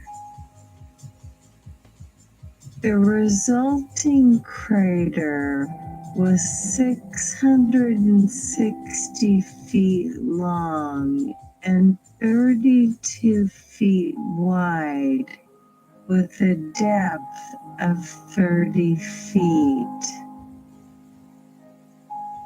The seminal shot was part of Operation Red Wing, a series of 17 nuclear tests conducted by the United States in 1956 at the Bikini Atoll.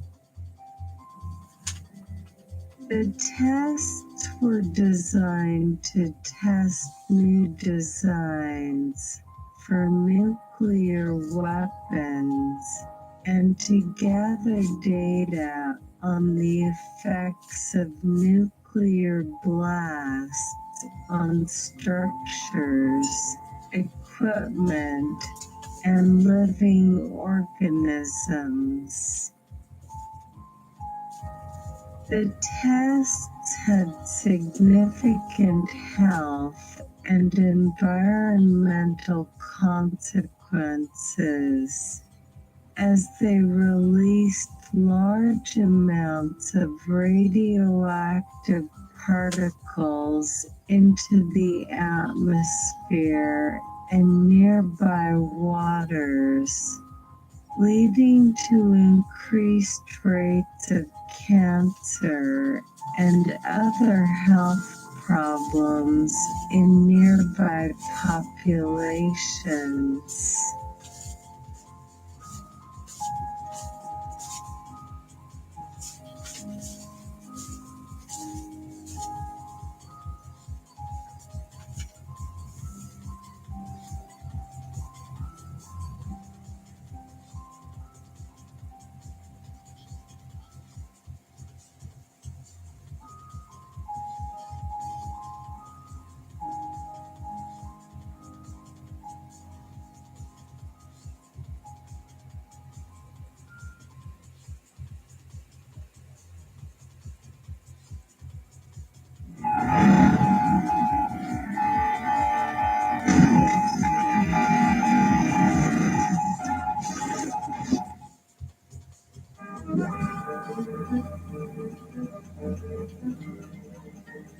Let's assume your crew is assigned sortie number 8 of your unit's emergency war order. You were launched under positive control some 2 hours ago, and the closing rate to your assigned target is 7 miles every minute. You don't know whether this is the real thing or not. You won't know until you've reached your go, no-go position. The technical details of your air crew duties are second nature to you. You know your business, and through past experience, you know that every detail in your combat mission folder, the routes, refueling areas, turn points, IPs, and delivery tactics, has been carefully planned and cross-checked by the most highly qualified staff of combat planners available. IBM computers have been freely utilized to feed adverse planning factors into your sortie, cranking in varied power settings, worst wind factors, loss of engines or power, as well as high and low delivery components. In all this, the planners aim to assure you the best fuel pad and time-distance separation obtainable from weapon effects. You, yourself, have flown profile missions over and over again on USCMs and ORIs, and you know that the missions, whether high level or low, can be successfully accomplished as indicated in the tactical doctrine. But there is one area in which you've had little or no actual experience: nuclear effects. So it is understandable if there is an air of uncertainty about it in the back of your mind.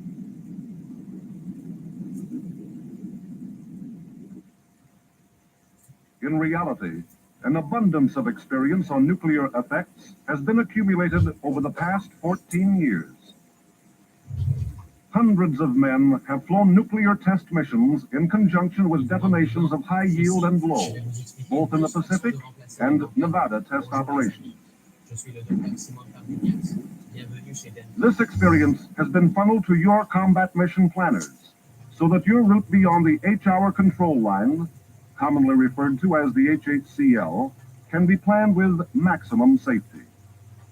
The combat mission planners know there is no minimizing the awesome nature of this nuclear force, nor the extent of its effects. Here is a general refresher on each of these effects: thermal, blast, and radiation, presented in their relationship to your aircraft.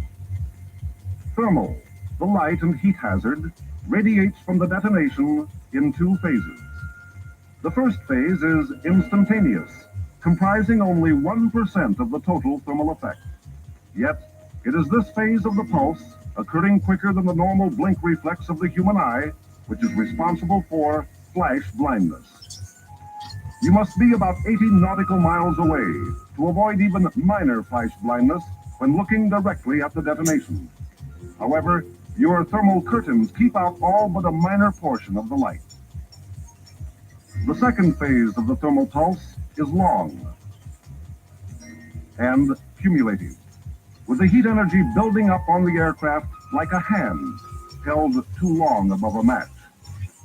Whenever there is new snow on the ground or clouds above the flight level, some additional thermal effect is received. However, the aircraft skin, coated with white paint, reflects most of the heat, and the airflow over these surfaces further reduces the total heat absorbed.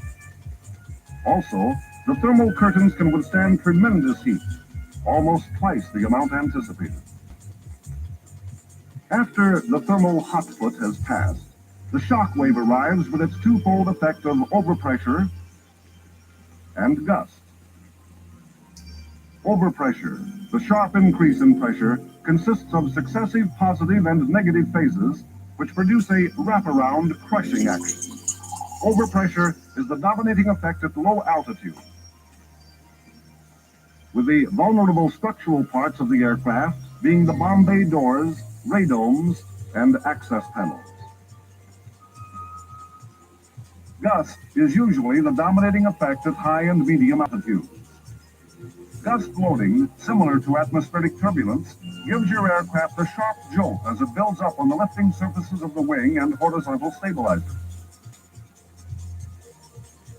Nuclear radiation consists of instantaneous bombardment of gamma, neutron, alpha and beta rays, followed by radiation particles in the nuclear cloud, which later becomes fallout.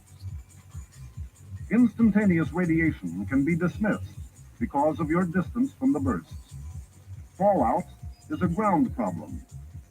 As an air crewman, you need only be concerned with the nuclear cloud and the safe separation times given you by the EWO planners. This will be discussed later.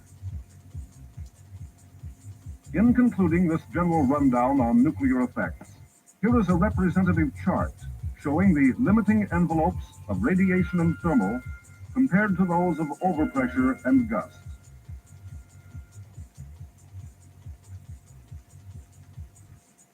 It took years of actual testing, millions of dollars, and a wealth of scientific and technological know-how to determine these envelopes on which your safe separation times and distances, as well as delivery tactics, are based.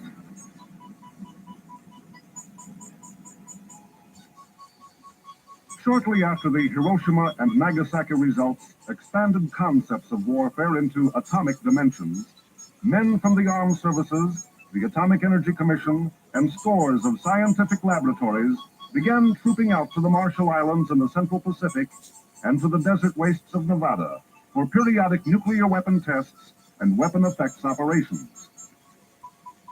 Our interest concerns the effects testing, particularly the vast amount of time and effort devoted to gaining effects information on aircraft structures, from the Crossroads operation all the way to the hardtack efforts.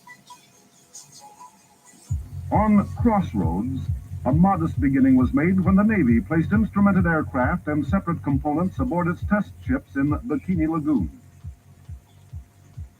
The kiloton yield Able and Baker shots provided only a smattering of blast and nuclear radiation data.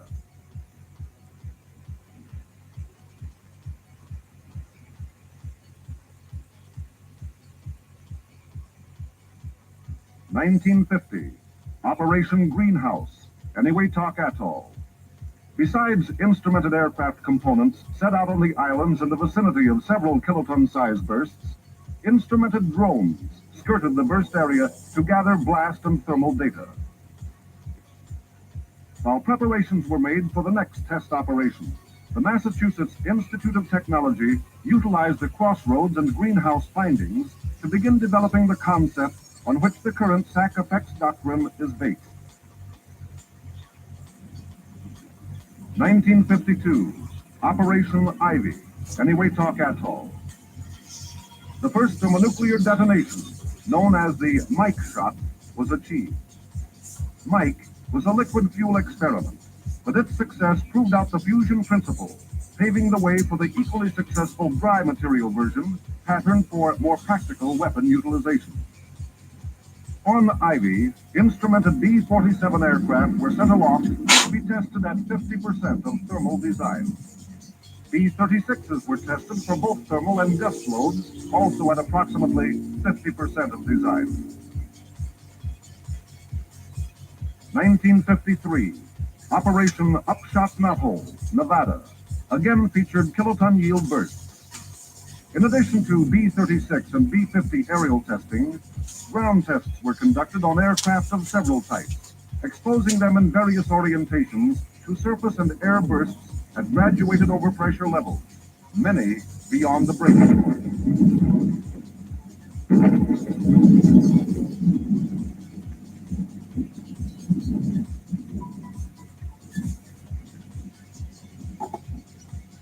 The aim was to verify laboratory tests and analyses concerning failure modes on aircraft through overpressure and gust effects.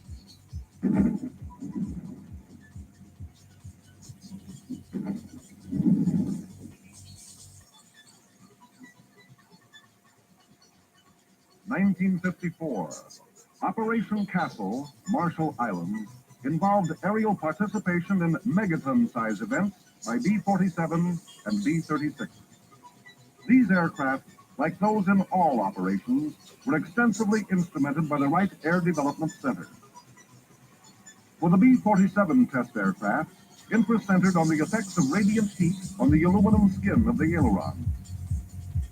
Thermocouples mounted at selected points in the skin and supporting structure gave temperature readings, while radiometers and calorimeters in the fuselage gave thermal time history and total input. A variety of blast gauges and cameras mounted under the fuselage aimed at zero to assist orientation calculations completed the array.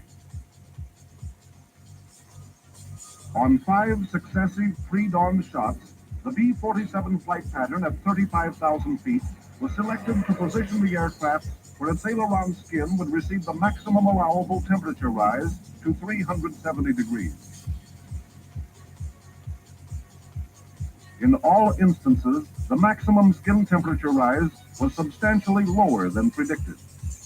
Heat damage in all cases was minor, involving only some patches of blistered paint at various points. The highest overpressure recorded on these 5 missions was around 1/3 of a pound. 1955, Operation Teapot, Nevada.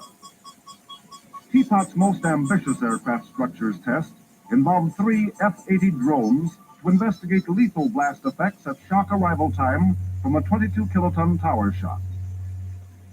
Each drone was completely instrumented for loading input and structural response data to check laboratory analytical predictions. Test results were obtained by telemetering the data to ground stations.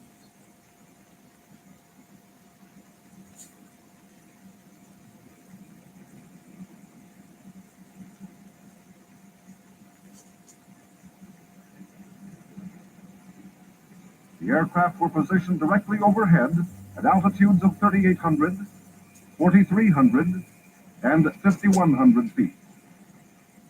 At the burst, high-speed cameras under the canopy recorded the crucial seconds of impact. The wingtip instrument pods of the lowest F-80, only 3,800 feet above the burst, were blown off with a shock wave.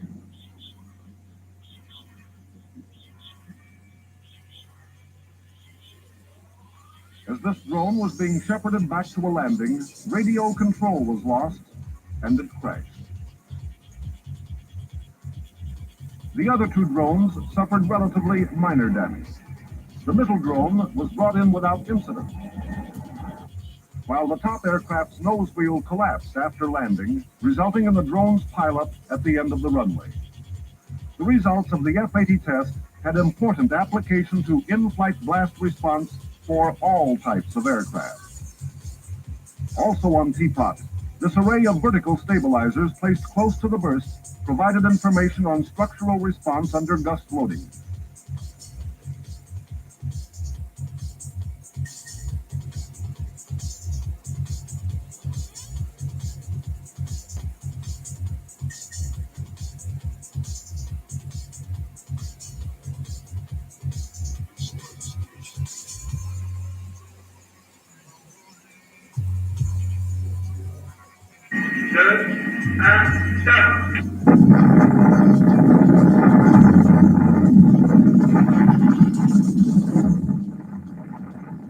Le 24 août 1968, la première bombe thermonucléaire. Canopus, 2600 kilotonnes. À 75 km du Foch, la tête du champignon atomique touche à la stratosphère.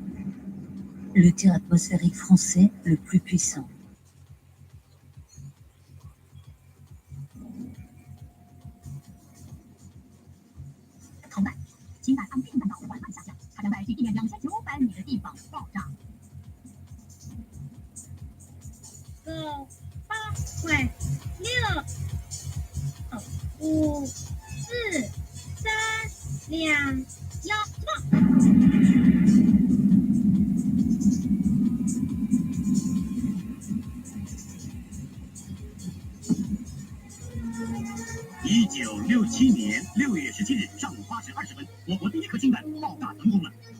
火球的左侧亮点是太阳。从第一颗原子弹爆炸到氢弹爆炸，美国用了7年0.3个月，苏联用了4年，英国用了4年0.7个月，我国只用了2年的时间，以最快的速度完成了从原子弹到氢弹这2个发展阶段的跨越。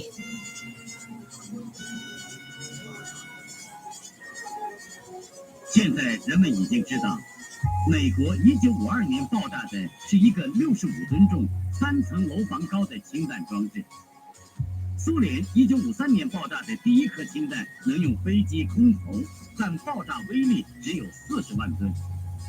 而我国这次试验成功地实现了体积较小、重量较轻、聚变比较高的100万吨级氢弹的预期目标。这再一次证明，外国人能办到的事，中国人也一定能够办到，而且能够办得更好。望着天空那朵巨大的蘑菇云，聂荣臻元帅欣慰地自言自语地说：“300万吨，够了，够了。”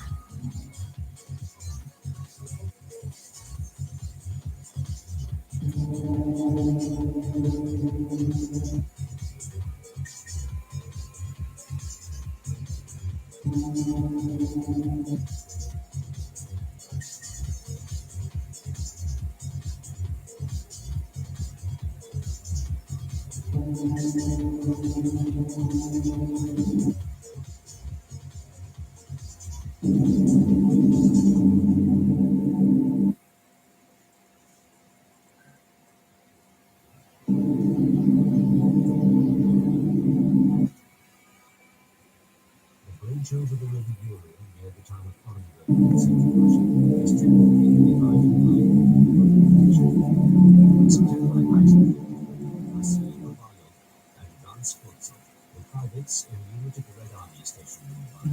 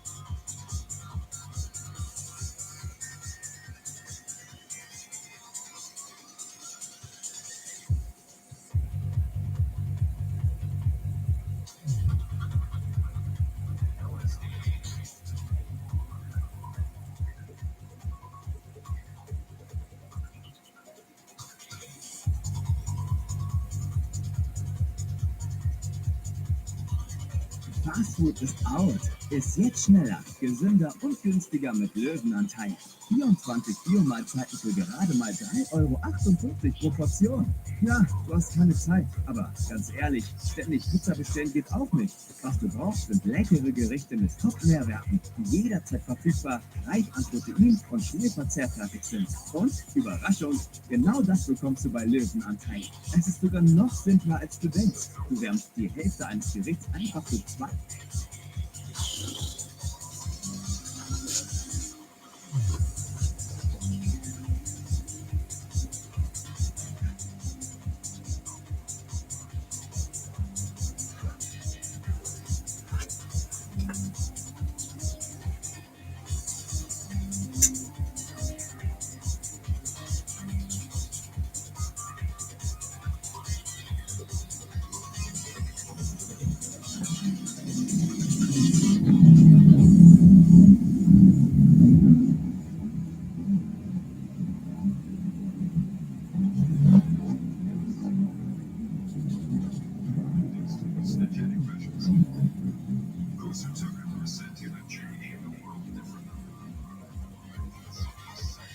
The Trident D5 missile, better known as the Trident II missile, is a sophisticated ballistic missile with a nuclear warhead belonging to the United States.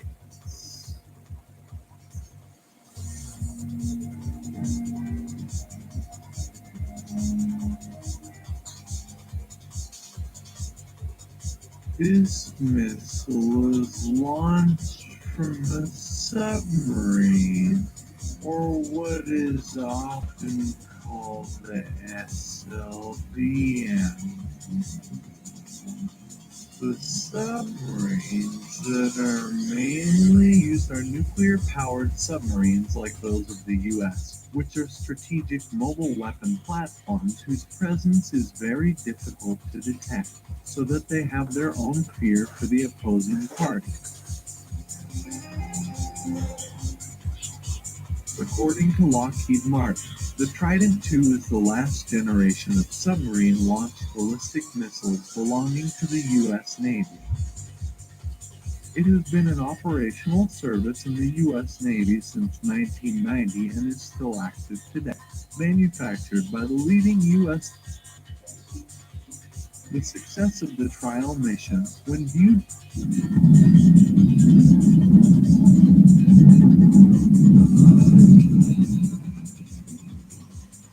The Trident D5 missile, better known as the Trident II missile, is a sophisticated ballistic missile with a nuclear warhead belonging to the United States. This missile is launched from a submarine, or what is often called the SLBM. The submarines that are mainly used are nuclear-powered submarines like those of the U.S., which are strategic mobile weapon platforms whose presence is very difficult to detect, so that they have their own fear for the opposing party. According to Lockheed Martin, the Trident II is the last generation of submarine-launched ballistic missiles belonging to the U.S. Navy. It has been in operational service in the U.S. Navy since 1990 and is still active today. Manufactured by the leading U.S. defense manufacturer Lockheed Martin through its main division, Lockheed Martin Space.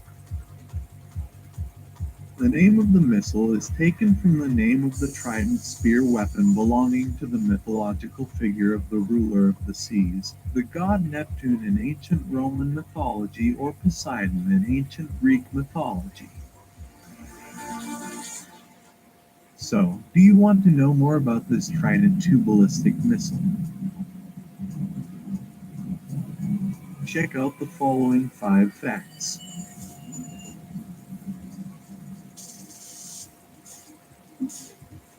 Number 1. 6th generation SLBM from the United States. As reported by Lockheed Martin, the first generation US SLBM was the Polaris A1. This ballistic missile was first launched from a submarine in an underwater launch test in 1960.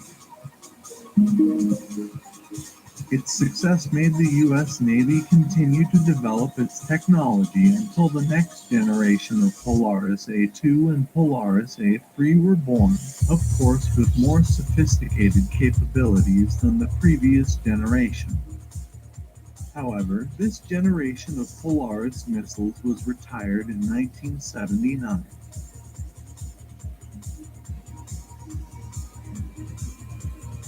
Following the success of Polaris, a ballistic missile named Poseidon became operational in 1971 and was able to carry a larger payload with a better level of accuracy compared to the Polaris A3.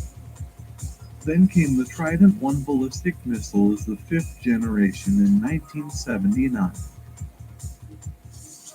Trident I became the mainstay of the U.S. Navy missile program with a more advanced booster system after the Poseidon was retired in 1992. With a full charge, Trident can reach a distance of about 7,000 kilometers. Furthermore, the Trident II ballistic missile appeared in 1990 and became the 6th generation of submarine-launched ballistic missiles, which were the most powerful in terms of payload and range compared to the previous generation. After Trident I was retired, Trident II became the only most advanced SLBM operated by the U.S. Navy and British Navy for their nuclear strategic forces to this day.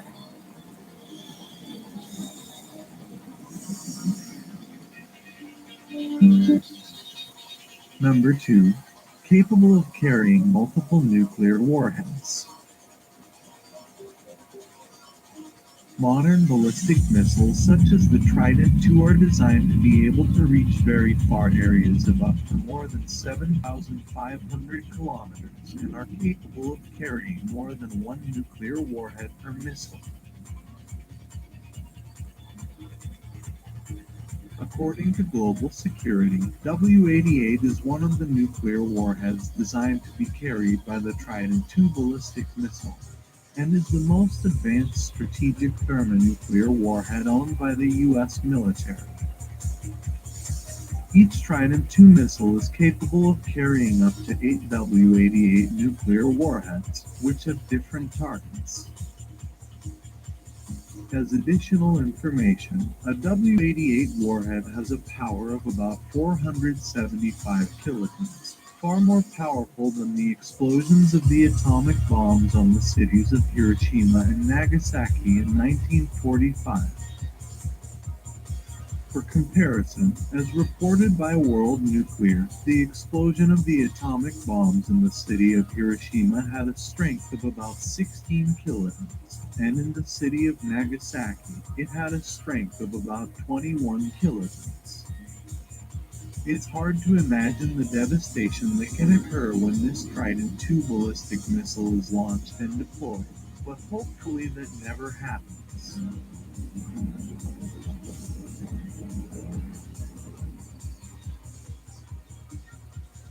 Number 3. Exclusively carried by the U.S. Navy's Ohio-class and Royal Navy's Vanguard-class submarines.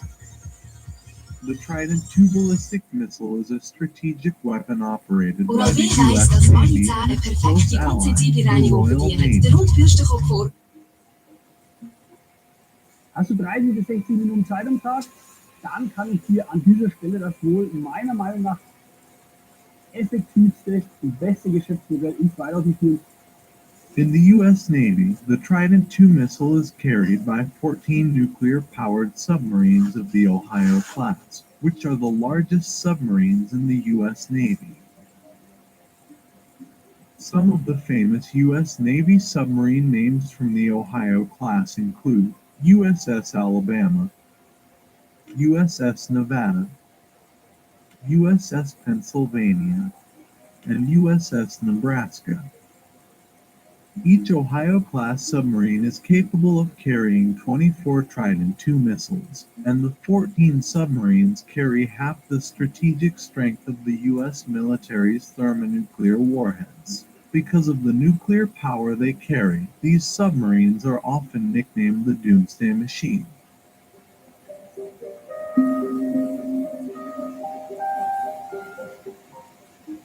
Meanwhile, in the British Royal Navy, Trident II missiles are carried by 4 nuclear-powered submarines of the Vanguard class, namely HMS Vanguard, HMS Victorious, HMS Vigilant, and HMS Vengeance.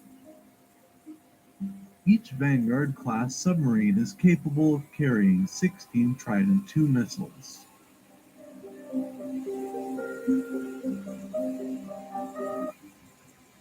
Number 4. It consists of 3 stages with solid fuel. The Trident II is a 3-stage, solid fuel ballistic missile.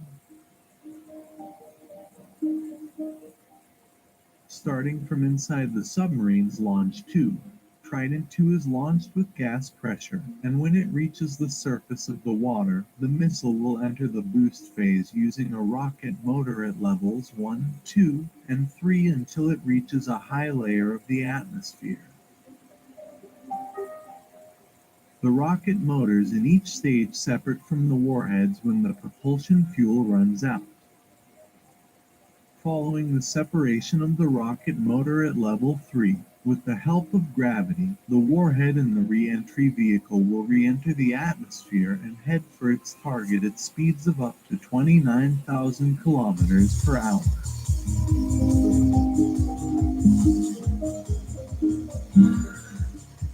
One of the most important components of a ballistic missile is the propulsion system. Modern ballistic missiles, such as the Trident II, use a propellant system with a solid propellant rocket motor. According to Britannica, solid fuel propulsion systems are easier to manufacture, safer to store, and have a lighter weight. That's because it doesn't require a fuel pump system to be installed. In addition, the solid fuel propulsion system is thought to be more reliable when compared to liquid fuels. However, once ignited, the solid fuel rocket motor cannot be stopped and will fire until the fuel runs out.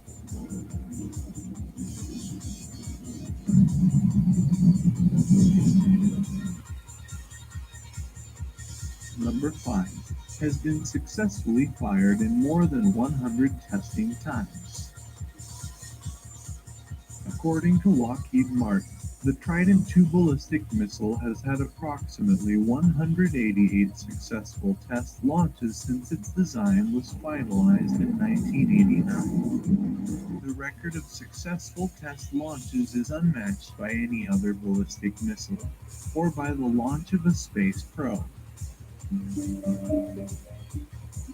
The success of the trial mission, when viewed from the perspective of weapons operations, proves that this weapon is reliable and can be relied upon by its operators.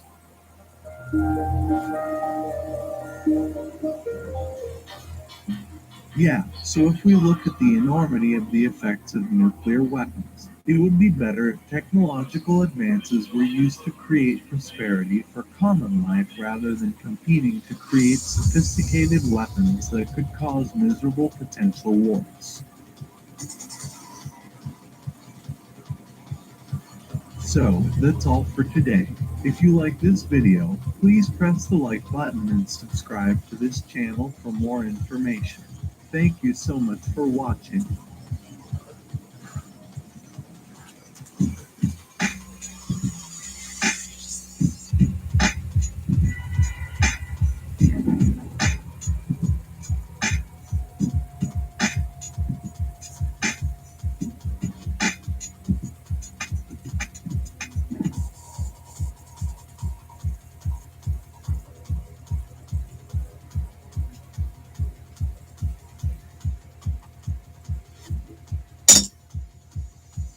The great shows of the river Ural near the town of Orenburg in central Russia is technically the dividing line between Europe.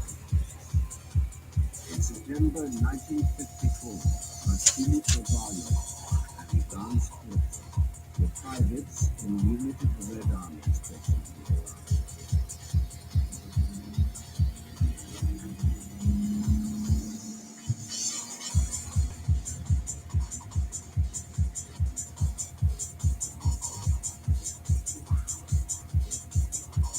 They were thrown to report a special unit near the town of Kut, some 50 miles.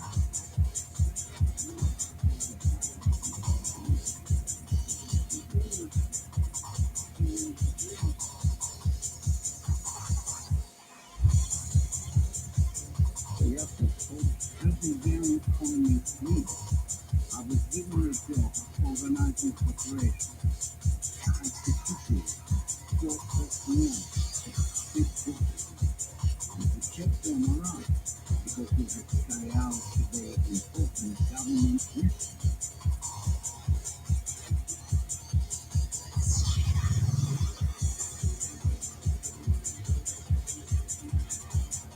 The area has been chosen because it had some similarities to the Kuiper Gap in West Germany, where Soviet forces planned to fire 2-meter lines in the air.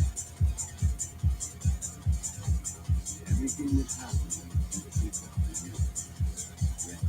Records, art, press, this thing was locked in the military archive until the Soviet Union collapsed. But we have found witnesses to what was an extraordinary rehearsal for nuclear use. Some of the preparations were unsurprising. Trenches,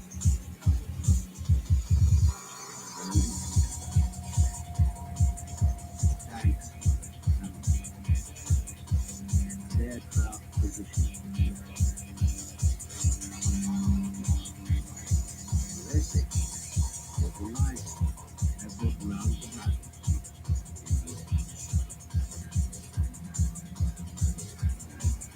And this is the reason. And the final bomb was going to be exploded over the sky. The Soviet leaders wanted to find out how close the wing troops could go to the precise. Military chiefs from the communist countries turned up to watch what happened. Code word to start the exercise was Molly. Lightning. Сигнал атомная тревога, который дублируется на ближайших пунктах командиров соединений и частей и подразделений. Молния!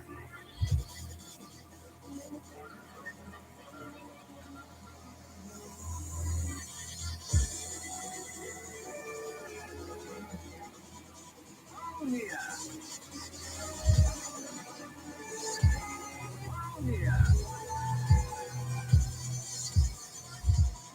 Следующий только раз. Команд Finland Western North, September 14.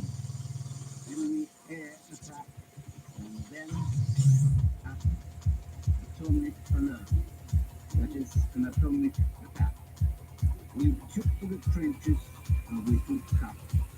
For some 25 to 30 minutes, we remained in the trenches, waiting for the next signal.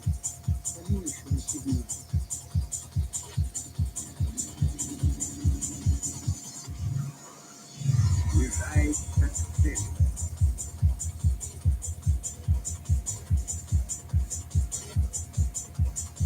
атомная бомба брошена. Полет бомбы продолжался свыше 40 секунд.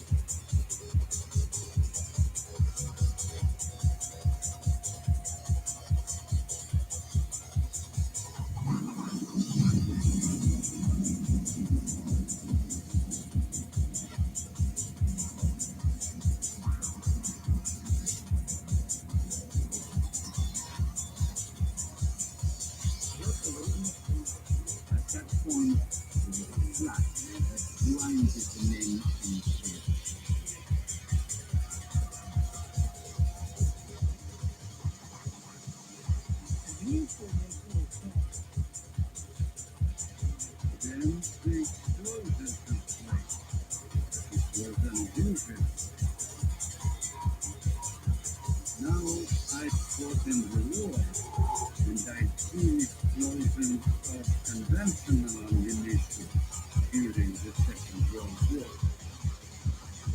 But that explosion was very sharp, very abrupt. And when the explosion went off, there was a blinding lightning, so to speak. A powerful beam, a very powerful beam. We had black pieces of glass installed in our gas masks. You could hardly even see the sun through those glasses. But that light was stronger than an electric arc welder. It was a few seconds before the blast. The force would cover our eyes with our hands. And it came close because we crowded in the bottom of the thing. And it was followed by a sensation like an earthquake. It was as if we were on board a large sea-going ship with the ground rocked.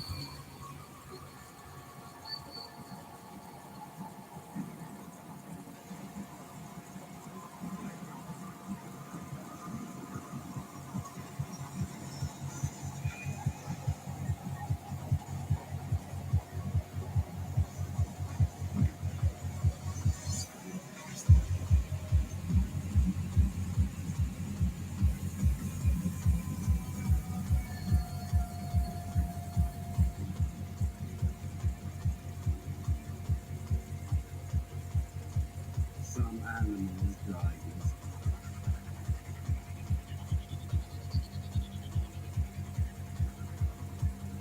Others survived the attack, and that proved since the experiment yielded blissful effect.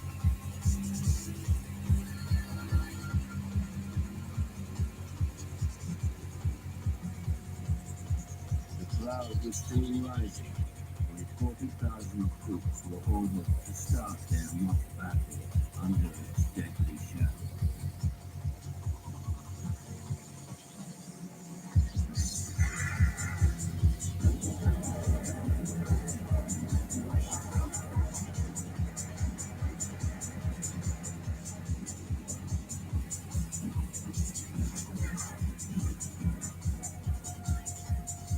We received the order to break cover, board the truck, and move forward to the firing position. Type of stage 2 of the exercise. Followed up by an attack on the enemy defenses.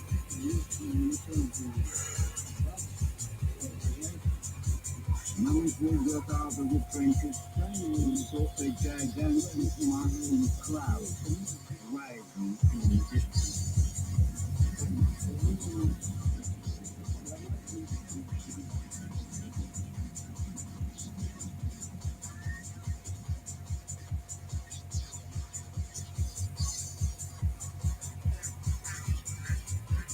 Then, as now, people live and farm in the countryside around where the exercise. 2 days before, they'd been evacuated. But they were allowed back almost before the clock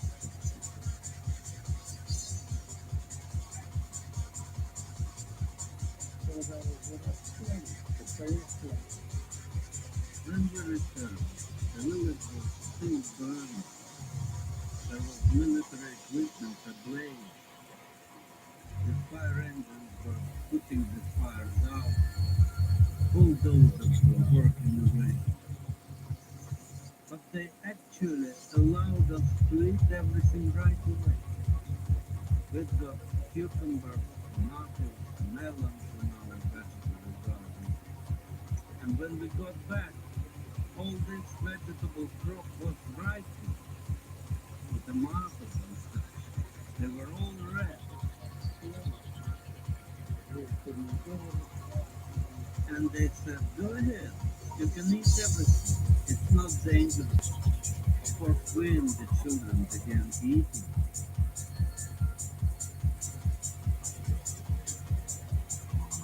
Years later, one vast nearby, more emerged from its facility to see the sun.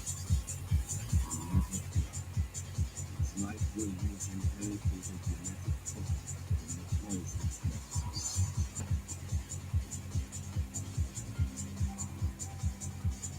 On the surface, most of the stars are clean.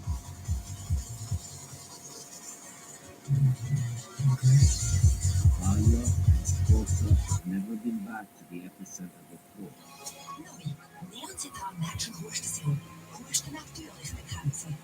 There is no official record to prove that they or any of the other 40,000 soldiers actually took part in the exercise.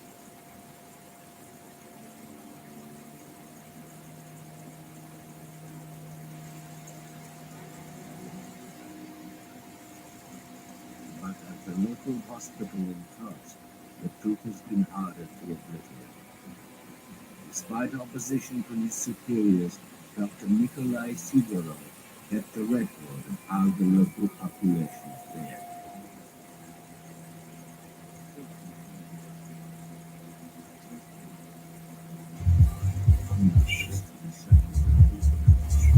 In the 1960s, there was a definite explosion of tumorous illnesses in both the region and in the whole province. I should mention here that at the end of 1991, we had 28,000 people suffering from tumorous illnesses in the province, and this trend is growing stronger every year.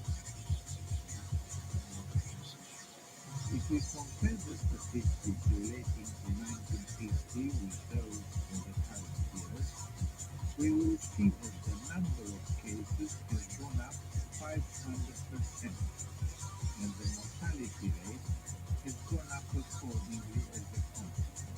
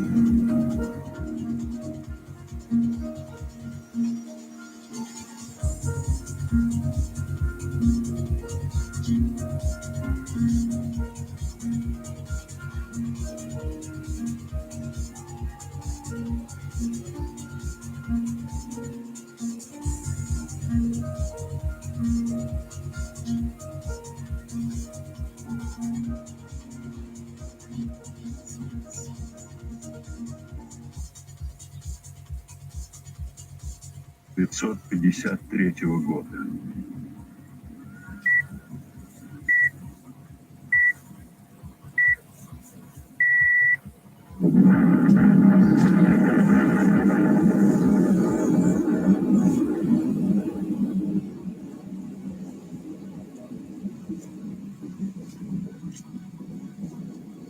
Мощность оказалась близкой к расчетной. Начальство было в восторге. Сахаров вспоминал: испытание вызвало огромный интерес и волнение во всем мире. В США его окрестили Джо-4, 4 порядковый номер советских испытаний. Джо, так американцы называли Сталина. Хотя генералиссимус до известия об успехе не дожил.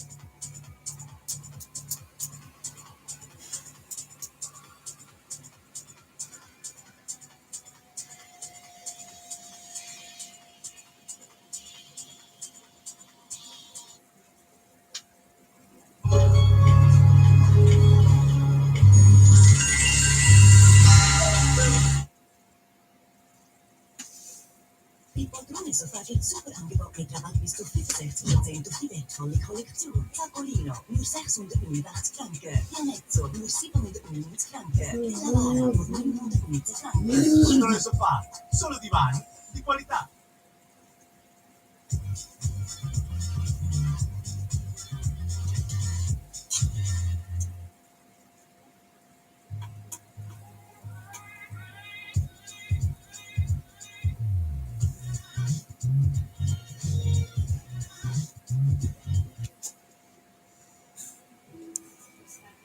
Für sie verzichten wir auf ein Hauptgehalt, verkleiden uns jeden Tag neu und stecken viel Liebe ins Detail.